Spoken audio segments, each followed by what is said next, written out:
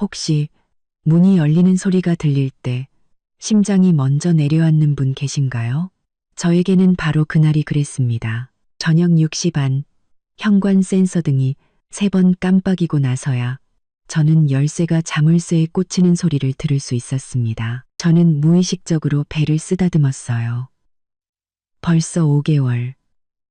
오늘 오후에는 뱃속 아기가 저를 가볍게 2번 차주기까지 했죠. 저는 남편 이승택이 좋아하는 감자탕을 특별히 끓여놓고 기다리고 있었습니다. 그가 돌아오면 이 소식을 제일 먼저 알려주고 주말에 다음 산부인과 검진을 같이 받으러 갈 수 있는지 물어볼 생각이었어요. 하지만 문이 열리는 순간 제 코를 찌른 건 평소 남편에게서 나던 은은한 시더우드 향이 아니었습니다. 달콤하면서도 낯선 향수 냄새가 술 기운과 뒤섞여 거실 전체를 가득 채우고 있었죠.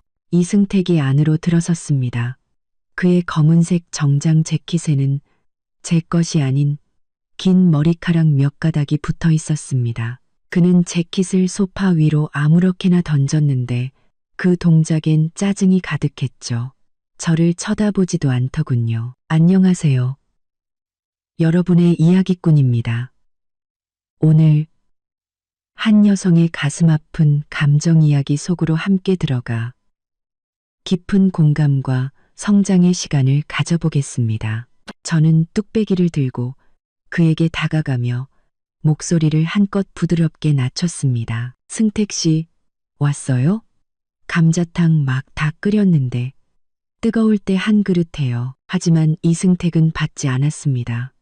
심지어 제가 닿을까봐 두렵다는 듯 한 걸음 뒤로 물러서기까지 했죠. 그는 현관 신발장에 기댄 채 넥타이를 느슨하게 풀었습니다. 목을대가 한번 움직이더니 저를 똑바로 쳐다봤어요. 그의 검은 눈동자에는 평소의 다정함은 온데간데 없고 마치 한겨울 꽁꽁 얼어붙은 호수처럼 차가운 냉기만이 가득했습니다. 우리 이혼하자. 그 말은 제 머리 위로 떨어진 날벼락 같았습니다. 제 손에 들린 뚝배기가 흔들리며 뜨거운 국물이 손등 위로 튀었습니다. 화끈거리는 아픔에 저도 모르게 손을 움츠렸지만 아픔을 느낄 겨를도 없었어요. 저는 그저 그를 멍하니 바라보며 물었습니다. 뭐라고요? 승택 씨, 술 많이 마셨어요? 나 안 취했어. 이승택은 미간을 찌푸리며 더욱 차가운 목소리로 말했습니다. 진심이야. 이혼 서류는 내일 비서통에서 보낼 테니 당신은 도장만 찍으면 돼. 저는 그의 앞으로 다가가 떨리는 손으로 배를 감쌌습니다. 목소리가 가늘게 떨려 나왔죠. 왜 이혼을 해요? 우리 아기. 벌써 5개월인데. 당신이 그랬잖아요. 아기 태어나면 바다도 보여주고 당신이 제일 좋아하는 레이싱카 모델도 같이 가지고 놀 거라고. 아기 이야기를 꺼내자 그의 눈빛은 부드러워지기는커녕 오히려 짜증이 섞인 혐오감마저 내비쳤습니다. 그는 고개를 돌리며 딱딱하게 말했어요. 애 얘기는 꺼내지 마. 그 애는 당신이 원해서 가진 거잖아. 나랑은 상관없어. 나랑 상관이 없다고요? 저는 제 귀를 의심했습니다. 눈물이 울컥 솟아올랐죠. 이승택 씨, 우리 결혼한 지 2년이에요. 나 이 가정을 위해 설계사무소도 그만뒀어요. 작년에 어머님 아프셔서 입원했을 때 내가 병원에서 밤새 간병하고 대소변까지 다 받아낸 거 몰라요? 그런데 이제 와서 이혼이라니. 심지어 아기가 당신이랑 상관이 없다고요? 이승택은 드디어 저를 똑바로 쳐다봤습니다. 하지만 그 눈빛의 냉혹함은 아까보다 더 심했죠. 그는 주머니에서 담배를 꺼내 불을 붙이려다 임신한 제가 생각났는지 다시 담뱃갑에 던져 넣었습니다. 그리고는 마치 남의 얘기를 하듯 담담하게 말했어요. 예전엔 내가 생각이 짧았어. 지금은 확실해졌고 우린 더 이상 같이 못 살아. 원하는 게 뭐야? 우리 집 재산만 빼고 다른 건 요구해도 돼. 단 너무 과하지는 마. 같이 못 산다고요? 저는 그의 말을 되뇌다 실소를 터뜨렸습니다. 눈물은 더 세차게 흘러내렸죠. 다른 여자랑은 같이 살 수 있는 거겠죠. 저와 거실의 싸늘한 공기만이 문 밖에 남겨졌습니다. 저는 벽에 기대어 천천히 바닥에 주저앉았습니다. 손에는 검진 결과지가 든 파일을 꽉 쥐고 있었죠. 손등은 여전히 아팠고 배도 불편했습니다. 하지만 이상하게 눈물은 더 이상 나지 않았습니다. 저는 배를 쓰다듬으며 속삭였습니다. 아가, 엄마는 이제 다시는 저 사람에게 애원하지 않을 거야. 이제부터 엄마 혼자서도 널 잘 키워줄게. 우린 저 사람 없이도 잘 살 수 있어. 우리를 괴롭힌 사람들, 엄마가 반드시 대가를 치르게 해줄게. 창밖은 완전히 어두워졌고 거실에는 작은 등 하나만 켜져 있었습니다. 하지만 제 마음속에서는 무언가가 서서히 깨어나고 있었습니다. 그것은 복수의 씨앗이었습니다. 이승택이 제 검진 결과지를 찢어버린 그 순간, 그 씨앗은 제 마음속에 깊이 뿌리를 내렸습니다. 그것은 복수의 씨앗이었으니 이승택이 문을 닫고 들어간 후 저는 바닥에 거의 1시간 동안 앉아 있었습니다. 저는 뚝배기를 탁자 위에 내려놓았습니다. 국물이 조금 흘러나와 하얀 탁자 위에 자국을 남겼습니다. 마치 상처처럼요. 저는 침실 문으로 다가가 다시 한번 그와 제대로 이야기해보고 싶었습니다. 하지만 문은 안에서 잠겨 있었죠. 문을 두드려도 안에서는 아무런 소리도 들리지 않았습니다.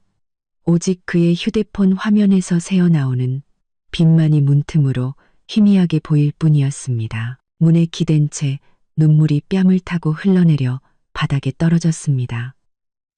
작은 얼룩이 번져나갔죠. 그 순간 저는 모든 것을 깨달았습니다. 이승택이 자신의 아이를 임신한 저에게 이렇게까지 잔인하게 이혼을 요구할 수 있다면 제가 아무리 애원해도 소용없을 거라는 걸요. 하지만 그가 이혼하고 싶다고 해서 이대로 순순히 물러나 줄 수는 없었습니다. 제 뱃속의 아이, 그리고 지난 2년간의 제 희생을 이렇게 헛되게 만들 수는 없었어요. 저는 눈물을 닦고 거실로 걸어가 식어버린 감자탕을 쓰레기통에 쏟아부었습니다. 뼈와 건더기들이 통바닥으로 가라앉는 모습이 마치 겉보기엔 멀쩡했지만 속은 이미 완전히 골마 터져버린 우리의 결혼 생활 같았습니다. 소파에 앉아 배를 어루만지며 나지막이 속삭였습니다. 아가, 걱정 마.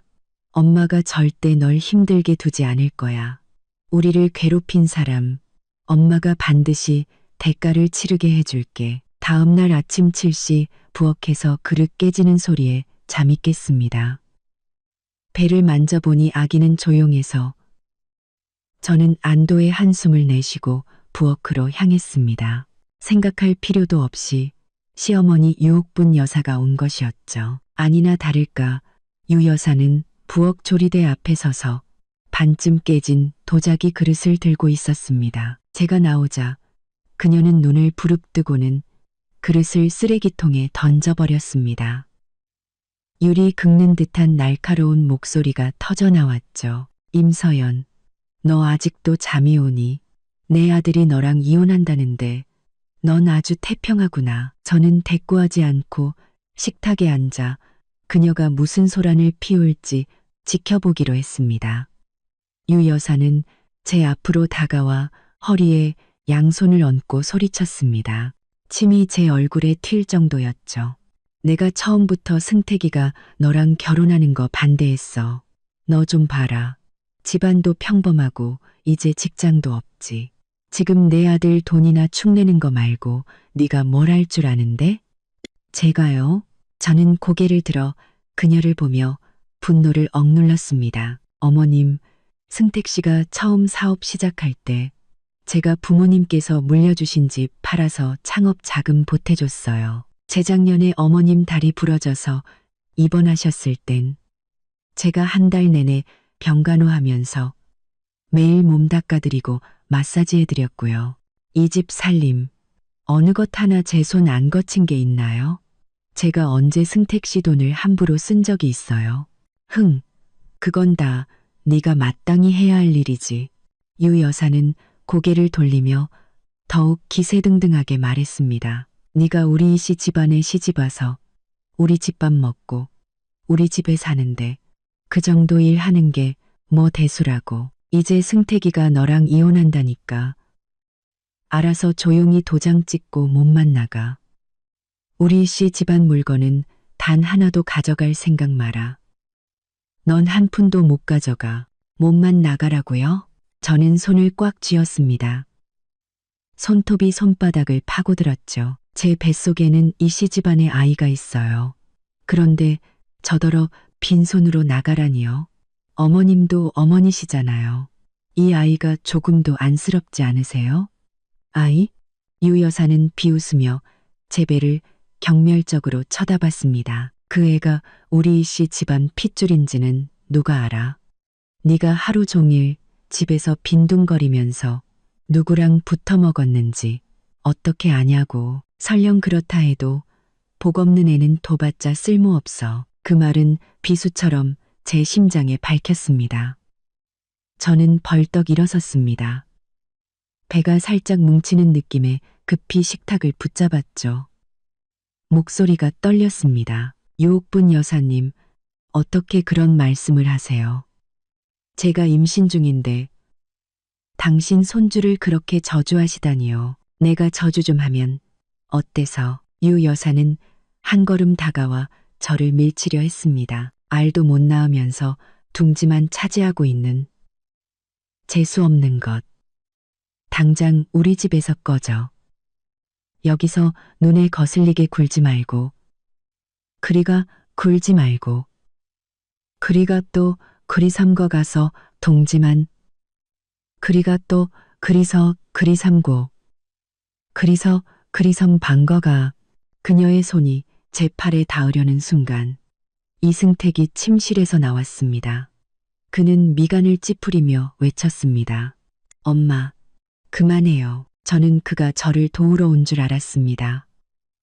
하지만 그는 유 여사 곁으로 가등을 두드리며 저를 향해 말했습니다. 서연아, 엄마 말씀이 좀 심하긴 했지만 사실이잖아. 그만 고집 부리고 도장 찍어. 위자료는 두둑하게 챙겨줄 테니 당분간 생활하는 데는 문제 없을 거야. 저는 눈앞의 모자를 보며 심장이 차갑게 식었습니다. 이승택은 이미 유 여사와 입을 맞춘 것이었습니다. 두 사람이 힘을 합쳐 저를 내쫓고 빈손으로 나가게 만들려던 겁니다. 심지어 아이까지 원하지 않았던 거죠. 저는 심호흡을 하고 배를 감싼 채 천천히 자리에 앉았습니다. 눈빛이 싸늘해졌죠. 이승택 씨, 저는 빈손으로 안 나가요. 이혼을 하더라도 법대로 할 겁니다. 제가 받아야 할 몫은 한 푼도 빠짐없이 받을 거예요. 그리고 이 아이, 당신 아이 맞아요. 당신은 책임져야 해요. 책임? 유 여사가 끼어들었습니다. 꿈깨. 우리 이씨 집안은 그 아이 필요 없어. 네가 눈치가 있으면 당장 가서 그 애 지워버려. 나중에 골치 아파지기 전에 아이를 지우라고요? 저는 유 여사를 바라봤습니다. 평소 아이를 좋아한다고 입버릇처럼 말하던 시어머니가 지금 이렇게 잔인한 말을 내뱉는다는 사실이 믿기지 않았습니다. 이승택도 고개를 끄덕였습니다. 서연아, 엄마 말이 맞아. 이 아이, 지금 태어나는 건 시기가 좋지 않아. 일단 지우고, 나중에 혹시, 나중에요? 그로시티 페이. 저는 그의 말을 끊고 비웃었습니다. 이승택 씨, 내가 그렇게 바보 같아요? 나랑 이혼하고 다른 여자랑 살림 차리려고. 당신 아이를 지우라고요? 심지어 빈손으로 나가라고? 어떻게 그렇게 이기적이고 잔인할 수가 있어요? 이승택은 제 말에 얼굴색이 변했지만 더 이상 아무 말도 하지 않았습니다. 그는 유 여사를 끌고 문 쪽으로 향했습니다. 엄마, 일단 나가요. 저 사람 혼자 생각할 시간을 좀 주죠. 문을 나서기 전 유 여사는 저를 돌아보며 살벌하게 말했습니다. 임서연, 내가 사흘 주마. 사흘 뒤에도 도장 안 찍으면 변호사 사서 소송 걸어서 내 인생 망쳐놓을 줄 알아. 유 여사와 이승택이 나간 후 저는 텅 빈 거실에 오랫동안 앉아 있었습니다. 커튼 틈으로 들어온 햇살이 바닥에 비쳤지만 온몸이 추웠습니다. 말로는 이승택을 이길 수 없다는 것을 알았습니다. 그의 외도 증거를 반드시 찾아야 했습니다. 그래야 법적으로도 제가 유리했으니까요. 법적으로도 제가 유리했으니까요. 오후 2시쯤 침실 문이 열리는 소리가 들렸습니다. 다침실 문이 열리는 소리가 들렸습니다. 그러고 또 이승택이 옷을 갈아입고 나왔습니다. 평소 출근할 때 입던 정장이 아닌 검은색 캐주얼 재킷이었습니다. 제가 한 번도 맡아본 적 없는 콜롱 향수까지 뿌렸더군요. 아까의 향수 냄새보다 더 자극적이었습니다. 그는 차 키를 들고 현관으로 향했습니다. 거실을 지날 때 그는 마치 제가 투명인간이라도 되는 듯 눈길 한번 주지 않았습니다. 저는 즉시 일어나 조용히 그의 뒤를 밟았습니다. 그가 차를 몰고 아파트 단지를 빠져나가자 저는 택시를 잡아 세웠습니다. 기사님, 죄송하지만 앞에 가는 저 검은색 벤츠 좀 따라가 주세요. 너무 가깝지 않게요. 감사합니다. 기사님은 저를 한번 쳐다보더니 아무 말 없이 엑셀을 밟았습니다. 길을 가는 내내 심장이 미친 듯이 뛰었습니다. 이승택에게 들킬까봐, 그리고 제가 보고 싶지 않은 장면을 보게 될까봐 두려웠습니다. 하지만 물러설 수 없었습니다. 저와 제 아이를 위해 저는 강해져야 했습니다. 약 40분쯤 달렸을까. 이승택의 차는 한 5성급 호텔 앞에 멈춰 섰습니다. 그는 차에서 내려 옷매무새를 가다듬었습니다. 그의 얼굴에는 제가 아주 오랫동안 보지 못했던 미소가 걸려 있었습니다. 그 다정하고 기대에 찬 미소. 예전에 저를 따라다닐 때나 짓던 표정이었죠. 저는 택시를 길 건너편에 세우고 이승택이 호텔로 들어가는 것을 지켜봤습니다. 2분 뒤 저도 차에서 내려 서둘러 그를 따라 들어갔습니다. 호텔 로비는 화려했고 크리스탈 샹들리에가 눈부시게 빛났습니다. 저는 휴대폰을 보는 척하며 엘리베이터 쪽을 계속 주시했습니다. 곧 엘리베이터 문이 열리고 이승택이 안으로 들어갔습니다. 저는 재빨리 따라가 문이 닫히기 직전에 겨우 몸을 밀어 넣었습니다. 엘리베이터 안에는 우리 둘뿐이었습니다. 이승택은 휴대폰만 보느라 저를 알아채지 못했죠. 저는 구석에 서서 그의 등을 노려보며 주먹을 꽉 쥐었습니다. 엘리베이터가 18층에 도착하자 이승택이 내렸습니다. 저는 그를 따라 복도 안쪽으로 걸어갔고 그가 1808호 앞에서 멈춰 서는 것을 봤습니다. 그는 주머니에서 카드키를 꺼내 문을 열었습니다. 문은 완전히 닫히지 않고 살짝 틈이 벌어져 있었습니다. 안에서 한 여자의 목소리가 들려왔습니다. 아주 애교 넘치는 목소리였죠. 승택 씨, 왜 이렇게 늦었어요? 한참 기다렸잖아요. 서만이. 예전에 이승택의 휴대폰에서 봤던 이름이었습니다. 그는 회사의 고객이라고 했지만 지금 보니 내연녀가 분명했습니다. 저는 심호흡을 하고 문을 밀고 들어갔습니다. 안의 광경에 온몸의 피가 머리로 솟구치는 것 같았습니다. 서만이는 분홍색 슬립 원피스를 입고 소파에 기대어 와인잔을 들고 있었습니다. 이승택은 그녀 앞에 서서 그녀의 머리카락을 만지고 있었죠. 그 눈빛은 꿀이 떨어질 듯 다정했습니다. 승택 씨, 그 임서연이라는 여자한테 이혼 얘기했어요? 나 이렇게 몰래 만나는 거 더는 싫단 말이에요. 당당하게 당신 옆에 서고 싶어요. 서만이가 애교 섞인 목소리로 물었습니다. 이승택은 그녀 옆에 앉아 허리를 감싸 안으며 웃었습니다. 했어. 그 여자, 이제 물렁한 감이나 마찬가지야. 구슬리기 쉽지. 도장만 찍으면 바로 엄마한테 당신 데려갈게. 우리 엄마, 당신 엄청 마음에 들어 하니까 절대 반대 안 하실 거야. 그럼 그 여자 뱃속의 애는 어떡하고요? 서만이는 미간을 찌푸리며 경멸적으로 말했습니다. 설마 당신 애를 임신한 채로 이혼하게 둘 건 아니죠? 나중에 찾아와서 귀찮게 굴면 어떡해요? 이승택은 비웃으며 서만이의 뺨을 쓰다듬었습니다. 걱정 마. 엄마가 이미 그 여자한테 애 지우라고 말해뒀어. 말을 잘 들으면 위자료라도 좀 챙겨주겠지만 말 안 들으면 순순히 도장 찍게 만들 방법은 얼마든지 있어. 그때 가서 애를 지킬 수 있을지는 그 여자 운에 달렸지. 역시 승택 씨 최고. 서만이는 이승택의 품에 안기며 의기양양하게 웃었습니다. 당신이 날 아껴주는 게 느껴져. 그 임서연이라는 여자처럼 매일 죽상이고 재미없는 사람이랑은 다르다니까. 저는 문 앞에 서서 분노로 온몸을 떨었습니다. 하지만 눈물은 한 방울도 나오지 않았습니다. 그들은 이미 모든 것을 계획했던 겁니다. 처음부터 저와 제 아이는 안중에도 없었던 거죠. 심지어 제 뱃속의 아이까지 지우려고 하다니. 이승택이 무언가 이상한 낌새를 느꼈는지 문 쪽을 돌아봤습니다. 저를 발견한 순간 그의 얼굴은 순식간에 변했습니다. 다정함은 당혹감으로 그리고 이내 냉혹함으로 바뀌었죠. 그는 서만이를 밀어내고 일어나 제 앞으로 걸어왔습니다.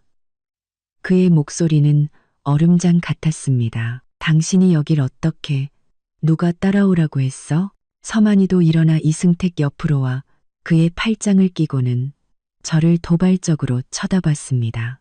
임서연 씨, 여긴 어쩐 일이에요?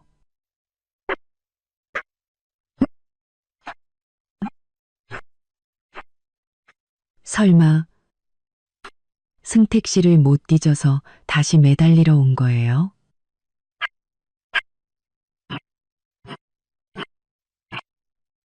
헛수고하지 마세요. 저는 눈앞에 파렴치한 남녀를 보며 문득 웃음이 나왔습니다. 하지만 목소리는 얼음처럼 차가웠습니다. 그리카, 매달리러 왔다고요? 이승택 씨, 서만이 씨, 너무 자만하는 거 아니에요? 내가 오늘 온 건 당신 이승택이 얼마나 쓰레기인지, 그리고 당신이 고른 내연녀가 얼마나 천박한지 두 눈으로 확인하고 싶어서예요. 네가 감히 날 욕해? 서만이는 얼굴이 벌개져서 제게 달려들려 했습니다. 이승택이 그녀를 막았죠. 그는 저를 노려보며 위협적으로 말했습니다. 임서연, 여기서 행패 부리지 말고 당장 꺼져. 그렇지 않으면 나도 가만 안 있어. 가만 안 있겠다고요? 저는 주머니에서 휴대폰을 꺼내 녹음 기능을 켰습니다. 그리고 그의 얼굴 앞에 들이댔죠. 이승택 씨, 방금 당신들이 한 말 전부 녹음했어요. 나보고 애를 지우라느니, 빈손으로 내쫓겠다느니, 서만이 씨랑 바람 피운 것까지. 이 증거들이 세상에 알려지면 당신네 이 씨 집안 체면이 어떻게 될 것 같아요? 이승택의 얼굴이 하얗게 질렸습니다. 그는 제 휴대폰을 뺏으려 손을 뻗었습니다. 휴대폰 내놔. 임서연, 날 자극하지 마. 저는 한 걸음 뒤로 물러나 휴대폰을 꽉 쥐었습니다. 자극한 건 당신들이 먼저야. 이승택 씨, 이 이혼 소송 내가 끝까지 가줄게. 말을 마친 저는 뒤돌아 문으로 향했습니다. 등 뒤에서 서만이의 비명과 이승택의 분노에 찬 고함이 들렸지만 저는 조금도 두렵지 않았습니다. 동돈 두렵지 않았습니다. 동돈 두렵지 않았습니다. 첫 번째 증거는 확보했습니다. 이제 반격은 제 차례였습니다. 호텔을 나오자 차가운 바람이 불어왔습니다. 그제야 제 손바닥이 온통 땀으로 젖어 있고 배가 은근히 아파온다는 것을 깨달았습니다. 저는 서둘러 택시를 타고 집으로 돌아왔습니다. 오는 내내 배를 쓰다듬으며 아기에게 속삭였습니다. 아가, 괜찮아. 무서워하지 마. 엄마 괜찮아. 너도 괜찮아야 해. 집에 돌아와 소파에 잠시 누워 안정을 취했습니다. 정신을 차리고 보니 가방 안에 어제 받은 산부인과 검진 결과지가 들어 있었습니다. 결과지에는 아기가 아주 건강하게 자라고 있다고 적혀 있었고 희미한 초음파 사진도 함께 있었죠. 어제만 해도 저는 이 사진을 이승택에게 보여줄 생각에 설렜습니다. 지금 생각하니 정말 우스운 일이었죠. 하지만 제 마음 한구석에는 아직 일말의 희망이 남아 있었습니다. 그래도 그의 핏줄인데 그가 저를 사랑하지 않더라도 아기를 봐서라도 조금은 마음이 약해지지 않을까. 그래도 그에게 온전한 가정을 선물해주고 싶어 하지는 않을까. 저는 검진 결과지를 꺼내 구겨진 부분을 조심스럽게 폈습니다. 그리고 투명한 파일에 넣어 탁자 위 가장 잘 보이는 곳에 두었습니다. 그리고 소파에 앉아 이승택이 돌아오기를 기다렸습니다.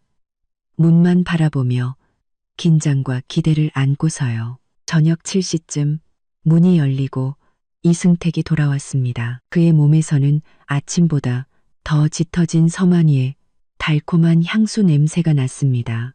그가 신발을 갈아 신을 때 저는 서둘러 일어섰습니다. 목소리가 조금 잠겨 나왔죠. 승택 씨, 왔어요? 보여줄 게 있는데. 이승택은 제 말을 못 들은 척 곧장 침실로 향했습니다. 저는 급히 그를 따라가 앞을 막아섰습니다. 손에 든 파일을 그에게 내밀었죠. 승택 씨, 이거 좀 봐요. 어제 받은 검진 결과지인데 의사 선생님이 아기가 아주 건강하대요. 여기 이승택의 시선이 파일에 닿았지만 그는 받지 않고 미간을 찌푸렸습니다. 그의 목소리에는 짜증이 가득했습니다. 임서연, 또 무슨 수작이야. 이런 거 내밀면 내가 볼 줄 알아? 수작 아니에요. 저는 파일을 그의 손에 쥐어주려 했습니다. 이거 아기 검진 결과지라고요. 초음파 사진도 있어요. 한 번만 봐주면 안 돼요? 당신 아이잖아요. 벌써 5개월이라 움직이기도 한다고요.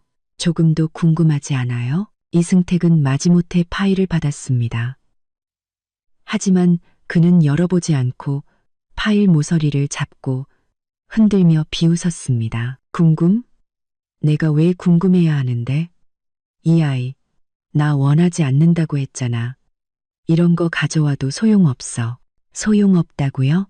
저는 그를 보며 눈시울이 붉어졌습니다. 이승택 씨, 당신 친자식이에요. 어떻게 그런 말을 할 수가 있어요?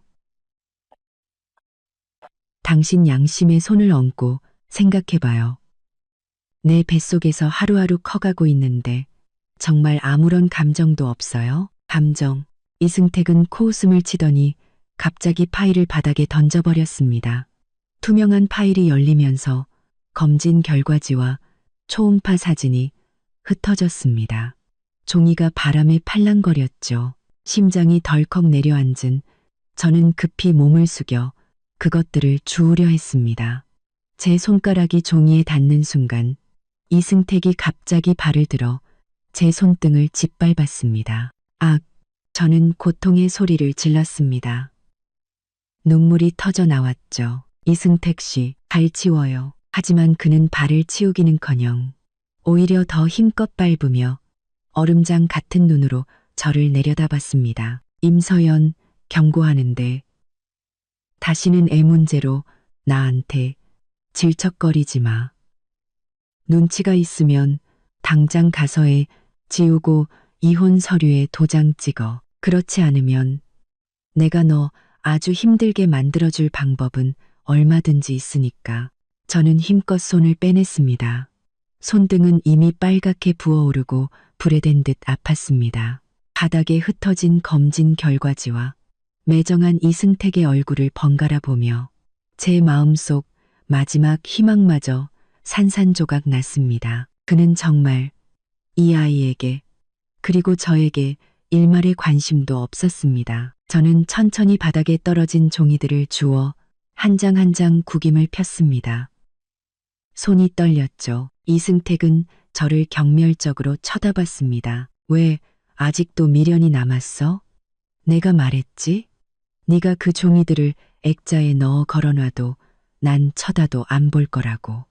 그 아이 난 절대 인정 안 해. 저는 구김을 편 결과지를 다시 파일에 넣고 고개를 들어 이승택을 봤습니다. 눈물은 계속 흘렀지만 목소리는 이상하리만치 차분했습니다. 이승택 씨, 알겠어요. 다시는 당신한테 애원하지 않을게요. 아이 문제로 질척거리지도 않을 거고요. 이승택은 제가 이렇게 나올 줄 몰랐는지 잠시 당황하더니 이내 비웃었습니다. 그래, 이제야 말이 좀 통하는군. 내일 비서 통해서 이혼 서류 보낼 테니 빨리 도장 찍어. 이혼 서류는 볼 거예요. 하지만 빈손으로는 안 나가요. 저는 그를 쳐다봤습니다. 제 눈에는 더 이상 애원이나 기대가 없었습니다. 오직 차가운 결심만이 남아 있었죠. 차가운 결심만이 남아 있었죠. 내가 받아야 할 목 한 푼도 빠짐없이 받을 거예요. 그리고 이 아이 제가 낳을 겁니다. 제 성을 따를 거고요. 당신 네이 씨 집안과는 아무런 상관없을 겁니다. 이승택의 얼굴이 굳었습니다. 너 지금 무슨 소리 하는 거야? 감히 이 씨 집안 아이를 내 성으로 만들겠다고? 임서연, 너 너무 주제넘게 구는 거 아니야? 주제넘게 군다고요? 저는 웃었습니다. 눈물은 더 세차게 흘렀죠. 이승택 씨, 나한테 먼저 잘못한 건 당신이에요. 내가 당신 아이를 임신했을 때 바람 피우고 나한테 이혼을 강요하고 아이를 지우라고 한 건 당신이라고요. 이제 내가 당신을 포기하고 혼자 아이를 키우겠다는데 당신이 무슨 상관이에요? 당신이 무슨 자격으로 나한테 이래라 저래라 해요? 이승택은 제 말에 아무 대답도 하지 못했습니다. 그의 얼굴은 파랗게 질려 있었죠. 그는 저를 몇 초간 노려보더니 마지막으로 냉소적으로 쏘아붙였습니다. 마음대로 해. 어차피 그 아이 난 인정 안 할 거니까. 나중에 그 애 데리고 와서 돈 한 푼이라도 달라고 할 생각은 꿈도 꾸지 마. 그는 말을 마치고 침실로 들어가 쾅 소리를 내며 문을 닫았습니다. 그의 힘에 저는 비틀거리며 뒤로 물러섰고 갑자기 배가 심하게 뭉치면서 고통이 밀려왔습니다. 저는 배를 움켜쥐고 바닥에 주저앉았습니다. 아, 배가, 내 배가. 유 여사는 저를 힐끗 보더니 걱정은커녕 비웃었습니다. 쇼하지 마. 어디서 굴러먹다 온지도 모르는 잡종이나 임신해놓고 그걸로 우리 씨 집안에서 돈 뜯어내려고? 어림도 없지. 이승택도 하던 짓을 멈추고 저를 내려다봤습니다. 그의 눈에는 걱정이라고는 찾아볼 수 없었고 오직 냉담함 뿐이었습니다. 임서연, 동정심 유발 작전은 그만둬. 당장 일어나. 안 그러면 이 사람들 시켜서 너 질질 끌어낼 줄 알아. 저는 이를 악물고 배의 고통을 참으며 천천히 일어섰습니다. 눈물이 눈가에 맺혔지만 꿋꿋하게 흘려보내지 않았습니다. 그들에게는 말이 통하지 않는다는 것을 알았습니다. 그들은 저를 내쫓기로 작정한 것이었죠. 저는 심호흡을 하고 여행 가방으로 다가가 제 짐을 싸기 시작했습니다. 다리가 저려 일어설 수 없게 되어서야 겨우 벽을 짚고 소파로 몸을 옮겼습니다. 앉은 지 몇 분 되지 않아 현관에서 열쇠 돌아가는 소리가 들렸습니다. 유혹분 여사였습니다. 그녀는 심지어 이삿짐 센터 유니폼을 입은 남자 2명까지 데리고 왔습니다. 손에는 텅 빈 여행 가방 여러 개가 들려 있었죠. 유 여사는 들어오자마자 어제보다 더 날카로운 목소리로 소리쳤습니다. 임서연, 너 아주 뻔뻔하게 눌러앉아 있구나. 내 아들이 이혼하자는데 아직도 우리 씨 집안에 붙어 있어? 낯짝도 두껍지. 2명의 이삿짐 센터 직원은 문 앞에 서서 저를 훑어봤습니다. 저는 급히 옷매무새를 가다듬고 배를 감싸 안으며 일어섰습니다. 어머님, 이게 무슨 짓이에요? 저 아직 도장 안 찍었어요. 이 집, 저도 살 권리가 있다고요. 함부로 남 시켜서 제 물건에 손대게 할 수 없어요. 살 권리? 유 여사는 비웃으며 저를 밀쳤습니다. 저는 균형을 잃고 뒤로 비틀거렸지만 다행히 소파 팔걸이를 잡아 넘어지지는 않았습니다. 이 집은 우리 씨 집안에서 산 거야. 너랑은 아무 상관없어. 내가 내 짐 옮겨주는 것만 해도 고맙게 생각해. 당장 짐 싸서 꺼져. 내가 직접 손쓰게 만들지 말고. 제가 반박하려는 순간 침실 문이 열리고 이승택이 제 옷 몇 벌을 들고 나왔습니다. 그는 옷을 바닥에 내던지며 말했습니다. 엄마, 저 여자랑 말 섞을 필요 없어요. 저 여자가 안 싸면 우리가 대신 싸주면 되죠. 그는 옷장으로 가 제 옷들을 하나씩 바닥에 던지기 시작했습니다. 원피스, 재킷, 심지어 속옷까지 제 짓밟힌 자존심처럼 바닥에 흩어졌습니다. 2명의 이삿짐 센터 직원도 제 화장대와 책장을 옮기기 시작했습니다. 서랍 속 화장품과 책들이 바닥에 쏟아졌고 유리병이 깨지는 소리가 요란하게 울렸습니다. 이승택 씨, 그만해요. 저는 그를 막으려 달려갔지만 그는 저를 거칠게 밀어냈습니다. 그의 힘에 저는 비틀거리며 뒤로 물러섰고 갑자기 배가 심하게 뭉치면서 고통이 밀려왔습니다. 저는 배를 움켜쥐고 바닥에 주저앉았습니다. 아, 배가, 내 배가. 유 여사는 저를 힐끗 보더니 걱정은커녕 비웃었습니다. 쇼하지 마. 어디서 굴러먹다 온지도 모르는 잡종이나 임신해놓고 그걸로 우리 씨 집안에서 돈 뜯어내려고? 어림도 없지. 이승택도 하던 짓을 멈추고 저를 내려다봤습니다. 그의 눈에는 걱정이라고는 찾아볼 수 없었고 오직 냉담한 뿐이었습니다. 임서연, 동정심 유발 작전은 그만둬. 당장 일어나. 안 그러면 이 사람들 시켜서 너 질질 끌어낼 줄 알아. 저는 이를 악물고 배의 고통을 참으며 천천히 일어섰습니다. 눈물이 눈가에 맺혔지만 꿋꿋하게 흘려보내지 않았습니다. 그들에게는 말이 통하지 않는다는 것을 알았습니다. 그들은 저를 내쫓기로 작정한 것이었죠. 저는 심호흡을 하고 여행 가방으로 다가가 제 짐을 싸기 시작했습니다. 그의 힘에 저는 비틀거리며 뒤로 물러섰고 갑자기 배가 심하게 뭉치면서 고통이 밀려왔습니다. 저는 배를 움켜쥐고 바닥에 주저앉았습니다. 아, 배가, 내 배가. 유 여사는 저를 힐끗 보더니 걱정은커녕 비웃었습니다. 쇼하지 마. 어디서 굴러먹다 온지도 모르는 잡종이나 임신해놓고 그걸로 우리 씨 집안에서 돈 뜯어내려고? 어림도 없지. 이승택도 하던 짓을 멈추고 저를 내려다봤습니다.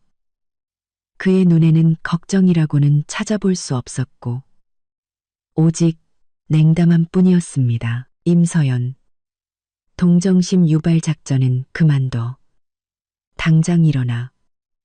안 그러면 이 사람들 시켜서 너 질질 끌어낼 줄 알아. 저는 이를 악물고 배의 고통을 참으며 천천히 일어섰습니다. 눈물이 눈가에 맺혔지만 꿋꿋하게 흘려보내지 않았습니다. 그들에게는 말이 통하지 않는다는 것을 알았습니다. 그들은 저를 내쫓기로 작정한 것이었죠. 저는 심호흡을 하고 여행 가방으로 다가가 제 짐을 싸기 시작했습니다. 몸싸움 중에 목걸이 줄이 끊어지면서 펜던트가 바닥에 떨어져 소파 밑으로 굴러들어갔습니다. 제가 몸을 숙여 주우려 했지만 유 여사는 저를 더 세게 잡아당겼습니다. 뭘 주워? 그깟 싸구려 목걸이가 얼마나 한다고. 유 여사는 저를 문 밖으로 끌고 나갔고 이승택은 제 여행 가방을 들고 뒤따라와 문 밖에 던져버렸습니다. 이승택 씨, 내 목걸이. 저는 소파 밑을 돌아보며 애원했습니다. 그건 나한테 정말 소중한 거라고요. 버리면 안 돼요. 하지만 이승택은 제 말을 무시했습니다. 그는 유 여사와 함께 저를 문 밖으로 밀어냈습니다. 제가 버티려 하자 유 여사가 제 등을 강하게 밀쳤습니다. 저는 균형을 잃고 문 밖 계단으로 굴러떨어졌습니다. 무릎이 시멘트 바닥에 부딪히면서 참았던 눈물이 터져 나왔습니다. 문이 세차게 닫히고 유 여사의 목소리가 들렸습니다. 임서연, 다시 한번 돌아오면 내가 개를 풀어서 물어버릴 줄 알아. 저는 계단에 엎드린 채 무릎의 고통과 배의 불편함에 온몸을 떨었습니다. 차가운 바람이 불어와 몸을 더욱 춥게 만들었죠. 굳게 닫힌 문을 바라봤습니다. 한때 제게 집이었던 그 문은 이제 저를 거부하는 차가운 벽이 되어버렸습니다. 저는 천천히 일어나 고통을 참고 여행 가방으로 다가가 흩어진 짐을 주워 담았습니다. 소파 밑에 떨어진 목걸이가 떠올라 가슴이 아팠지만 지금은 들어갈 수 없었습니다. 나중에 다시 찾을 방법을 생각해야 했습니다. 저는 여행 가방을 끌고 아파트 입구를 향해 한 걸음씩 걸었습니다. 가방 바퀴 소리가 조용한 단지 안에 유난히 크게 울렸습니다. 지나가던 이웃들이 저를 호기심 어린 눈으로 쳐다봤습니다. 수군거리는 소리도 들렸죠. 저는 고개를 푹 숙이고 그들의 시선을 피했습니다. 아파트 입구에 다다랐을 때 저는 걸음을 멈추고 익숙한 건물을 돌아봤습니다. 마음속으로 다짐했죠. 이승택, 유옥분, 당신들이 오늘날 이렇게 내쫓았지만 내일은 반드시 후회하게 만들어주겠어. 저는 배를 쓰다듬으며 속삭였습니다. 아가, 미안해. 힘들었지. 하지만 걱정 마. 엄마가 곧 너에게 안전한 집을 만들어줄게. 다시는 누구도 우리를 괴롭히지 못하는 집을. 제가 막 돌아서려던 순간 등 뒤에서 중후한 목소리가 들렸습니다. 실례합니다만 임서연 씨 되십니까? 저는 깜짝 놀라 돌아봤습니다. 검은색 정장을 입은 백발의 노인이 제 뒤에 서 있었습니다. 그의 손에는 제가 소파 밑에 떨어뜨린 목걸이가 들려 있었습니다. 저는 그의 손에 들린 목걸이를 보며 머릿속이 하얘졌습니다. 분명히 씨 집안 소파 밑에 떨어졌던 물건인데 어떻게 이 낯선 노인의 손에 있는 걸까요? 심지어 그는 제 이름까지 알고 있었습니다. 그의 말투에는 제가 한 번도 들어본 적 없는 공손함이 묻어 있었죠. 저는 여행 가방을 붙잡고 서 있었습니다. 다친 무릎은 불에 댄 듯 아팠고 배도 계속해서 불편했죠.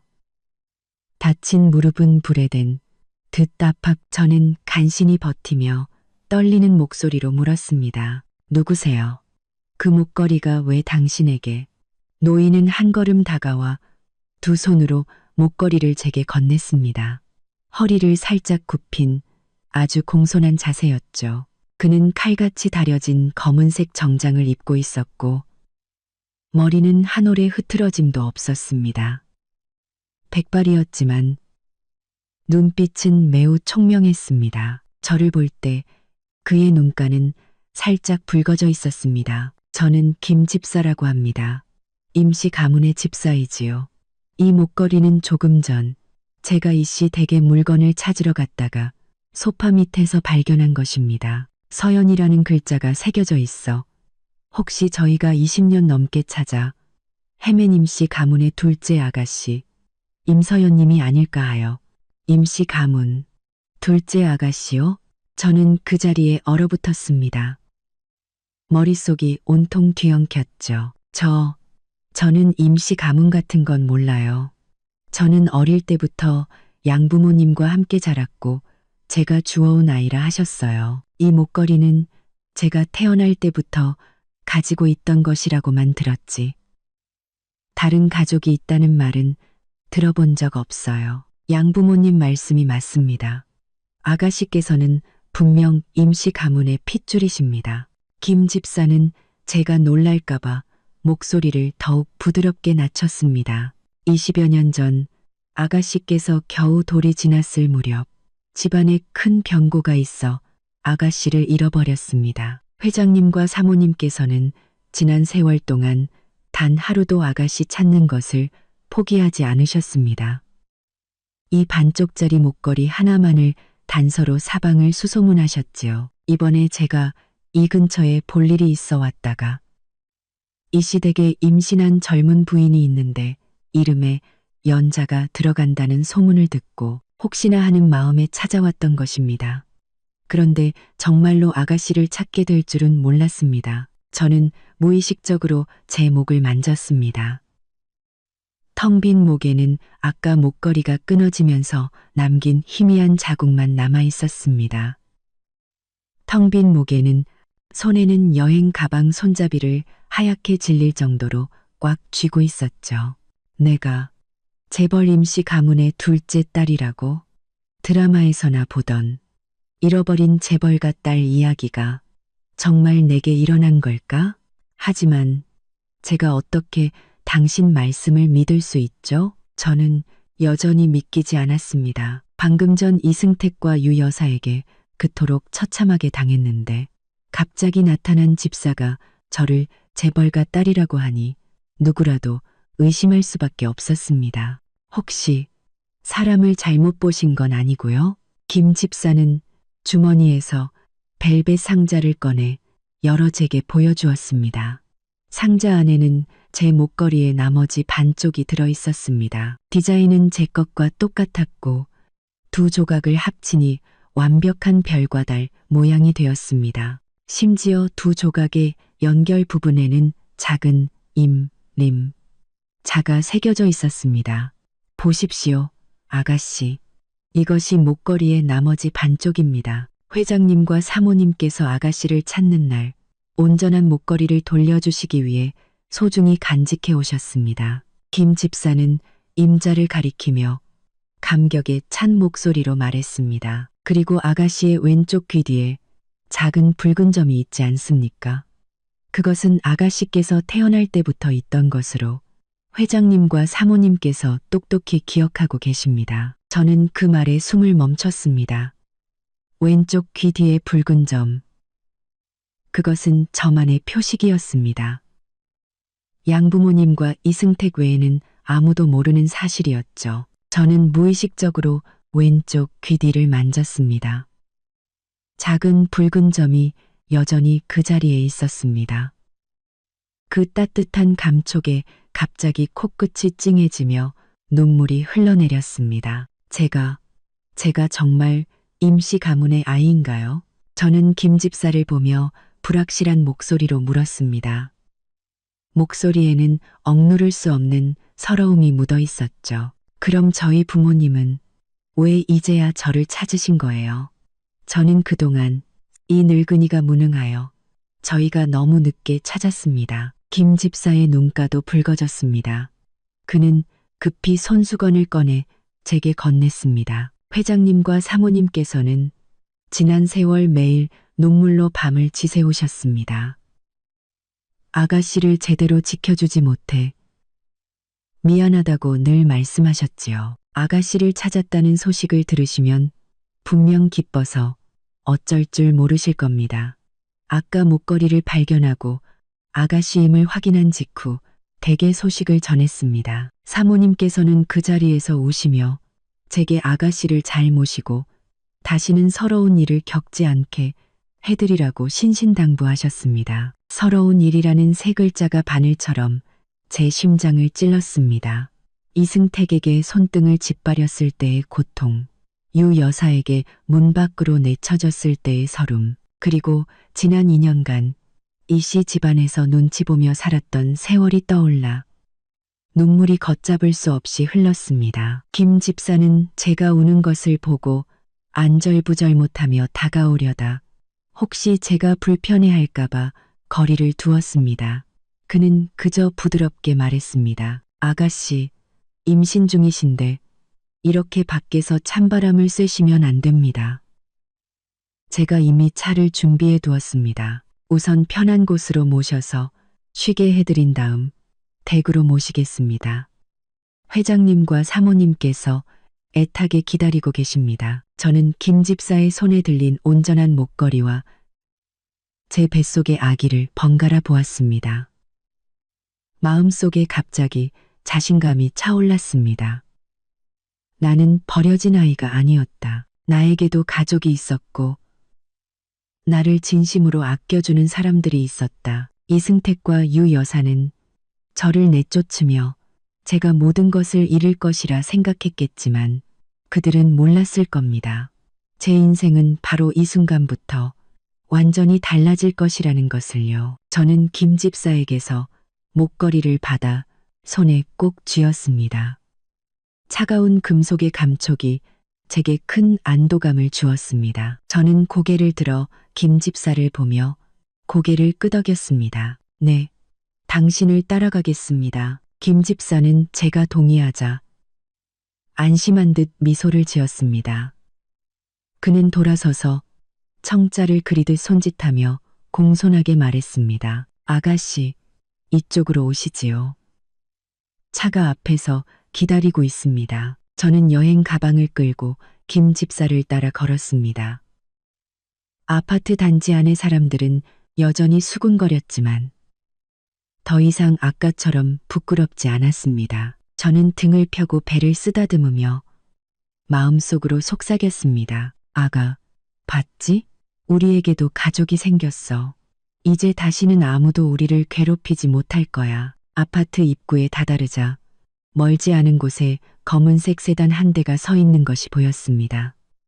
번쩍이는 차체만 봐도 무척 비싼 차임을 알 수 있었죠. 제가 상황 파악을 하기도 전에 김 집사가 휴대폰을 꺼내 말했습니다. 네, 아가씨를 모셨습니다. 차량 행렬, 이쪽으로 보내주십시오. 차량 행렬? 제가 의아한 눈으로 김 집사를 보자 그는 미소 지으며 말했습니다. 아가씨, 임시 가문의 둘째, 아가씨께서 집으로 돌아오시는 길인데 격식이 없어서야 되겠습니까? 회장님께서 특별히 분부하셨습니다. 반드시 성대하게 아가씨를 모셔오라고 말입니다. 격식이 무슨 뜻인지 제가 이해하기도 전에 멀리서 여러 대의 엔진 소리가 들려왔습니다. 소리가 나는 쪽을 보니 검은색 차량들이 줄지어 천천히 다가오고 있었습니다. 한 대 한 대가 모두 제가 잡지에서나 봤던 롤스로이스였습니다. 한 대, 두 대, 무려 20대가 긴 행렬을 이루어 아파트 입구로 오고 있었습니다. 그 광경에 주변 사람들은 모두 입을 다물지 못했습니다. 20대의 롤스로이스가 천천히 아파트 입구에 멈춰 섰습니다. 검은색 차체는 햇빛 아래서 차가운 빛을 뿜어냈고 보닛 위의 환희의 여신상은 눈이 부실 정도였습니다. 주변 이웃들은 순식간에 술렁이기 시작했습니다. 어떤 사람은 휴대폰을 꺼내 사진을 찍었고 어떤 사람은 이쪽을 보며 수군거렸습니다. 이 어마어마한 행렬이 누구를 데리러 온 것인지 궁금해하는 눈치였죠. 저 역시 넋을 잃고 바라보느라 여행 가방을 쥔 손에 힘이 풀릴 정도였습니다. 저 역시 넋을 잃고 바라보느라 김 집사가 말한 격식이 그저 좋은 차 한 대일 것이라 생각했는데 롤스로이스 20대라니 이건 너무 과했습니다. 그런 집사가 말한 격식이 그저 좋은 차 한 대일 것이 김 집사는 제가 멍하니 서 있는 것을 보고 부드럽게 말했습니다. 아가씨, 차가 도착했습니다. 우선 타시지요. 밖은 바람이 차니 임신 중이신 몸에 해롭습니다. 제가 고개를 끄덕이는 순간 등 뒤에서 유 여사의 날카로운 목소리가 들려왔습니다. 임서연, 너 지금 무슨 쇼를 하는 거야? 사람 고용해서 허세 부리는 거니? 그런다고 우리가 겁먹을 줄 알아? 어림도 없지. 돌아보니 이승택과 유 여사가 아파트 입구에 서 있었습니다. 유 여사는 허리에 손을 얹고 경멸적인 표정을 짓고 있었고 이승택은 미간을 찌푸린 채 의아한 눈으로 이 상황을 보고 있었습니다. 갑자기 왜 이렇게 많은 롤스로이스가 나타났는지 이해하지 못하는 듯했죠. 주변 이웃들도 한마디씩 거들었습니다. 어머, 저기 이씨 집안 며느리 아니야? 쫓겨나더니 사람 고용해서 쇼를 하네. 아마 이씨 집안 사람들 마음 돌려보려고 저러는 거겠지. 근데 연기가 너무 어설프다.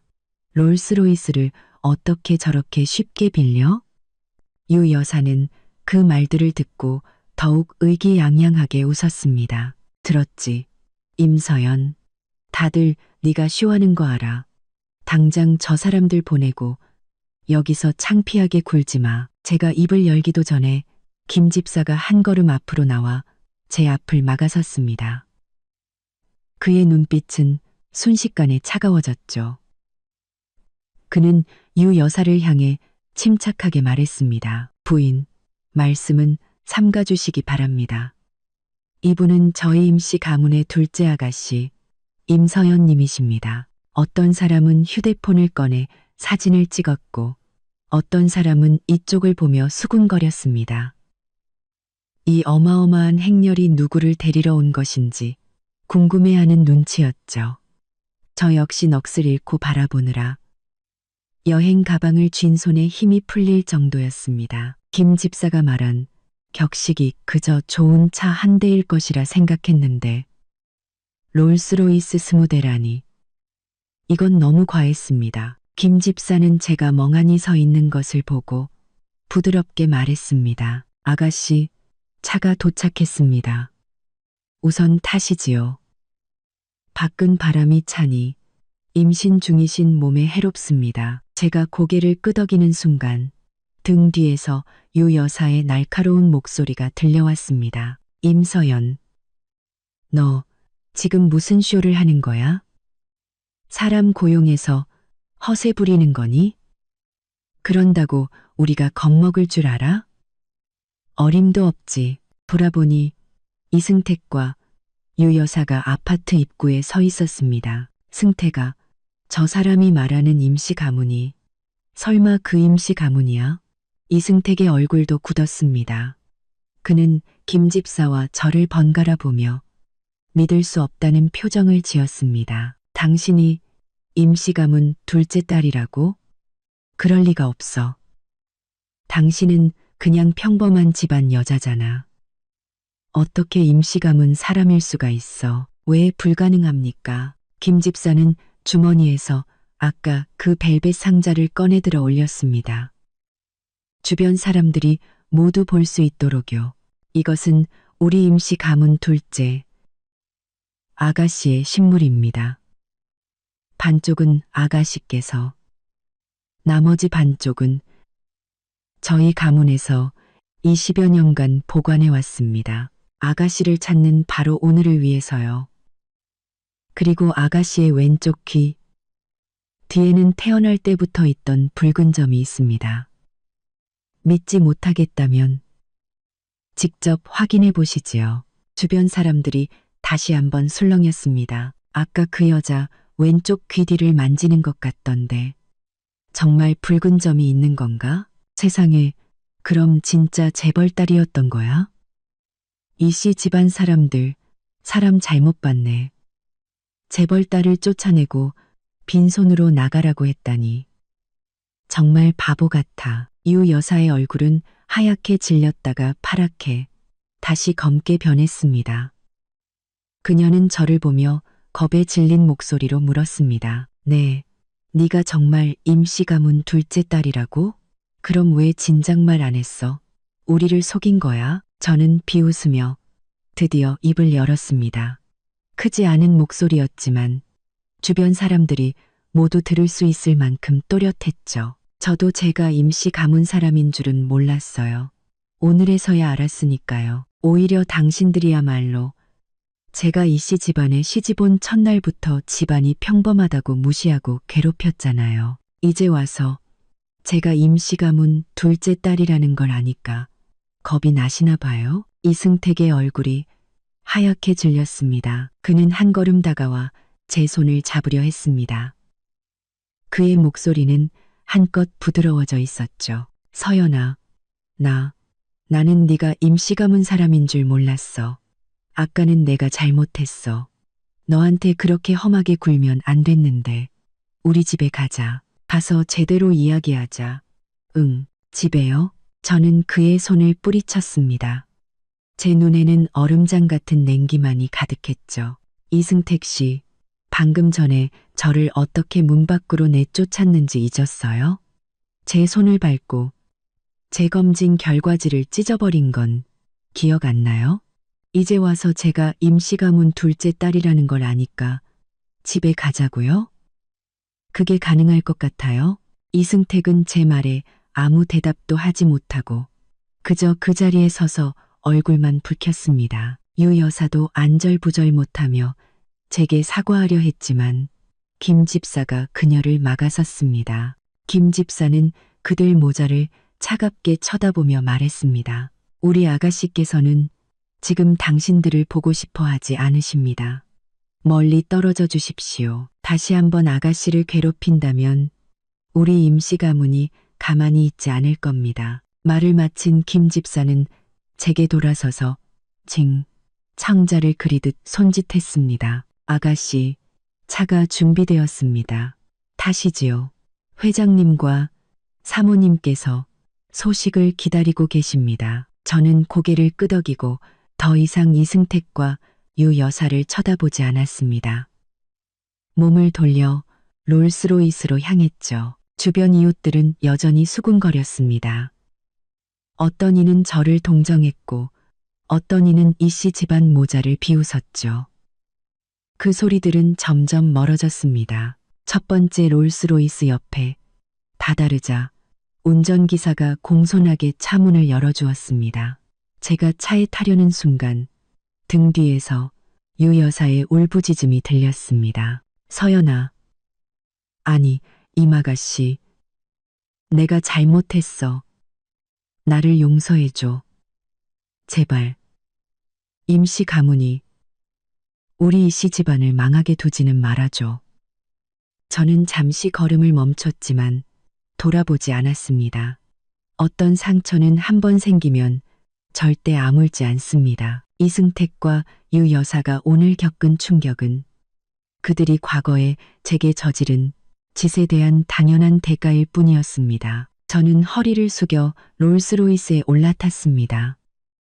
부드러운 가죽 시트가 저를 감싸며 몸의 한기를 녹여주었습니다. 김 집사도 따라 타며 운전기사에게 말했습니다. 자, 이제 본가로 출발하게. 롤스로이스에 올라탄 순간 저는 비로소 재벌이라는 두 글자의 무게를 실감했습니다. 부드러운 베이지색 가죽 시트는 이씨 집안의 몇백만 원짜리 소파보다 몇백 배는 더 편안했습니다.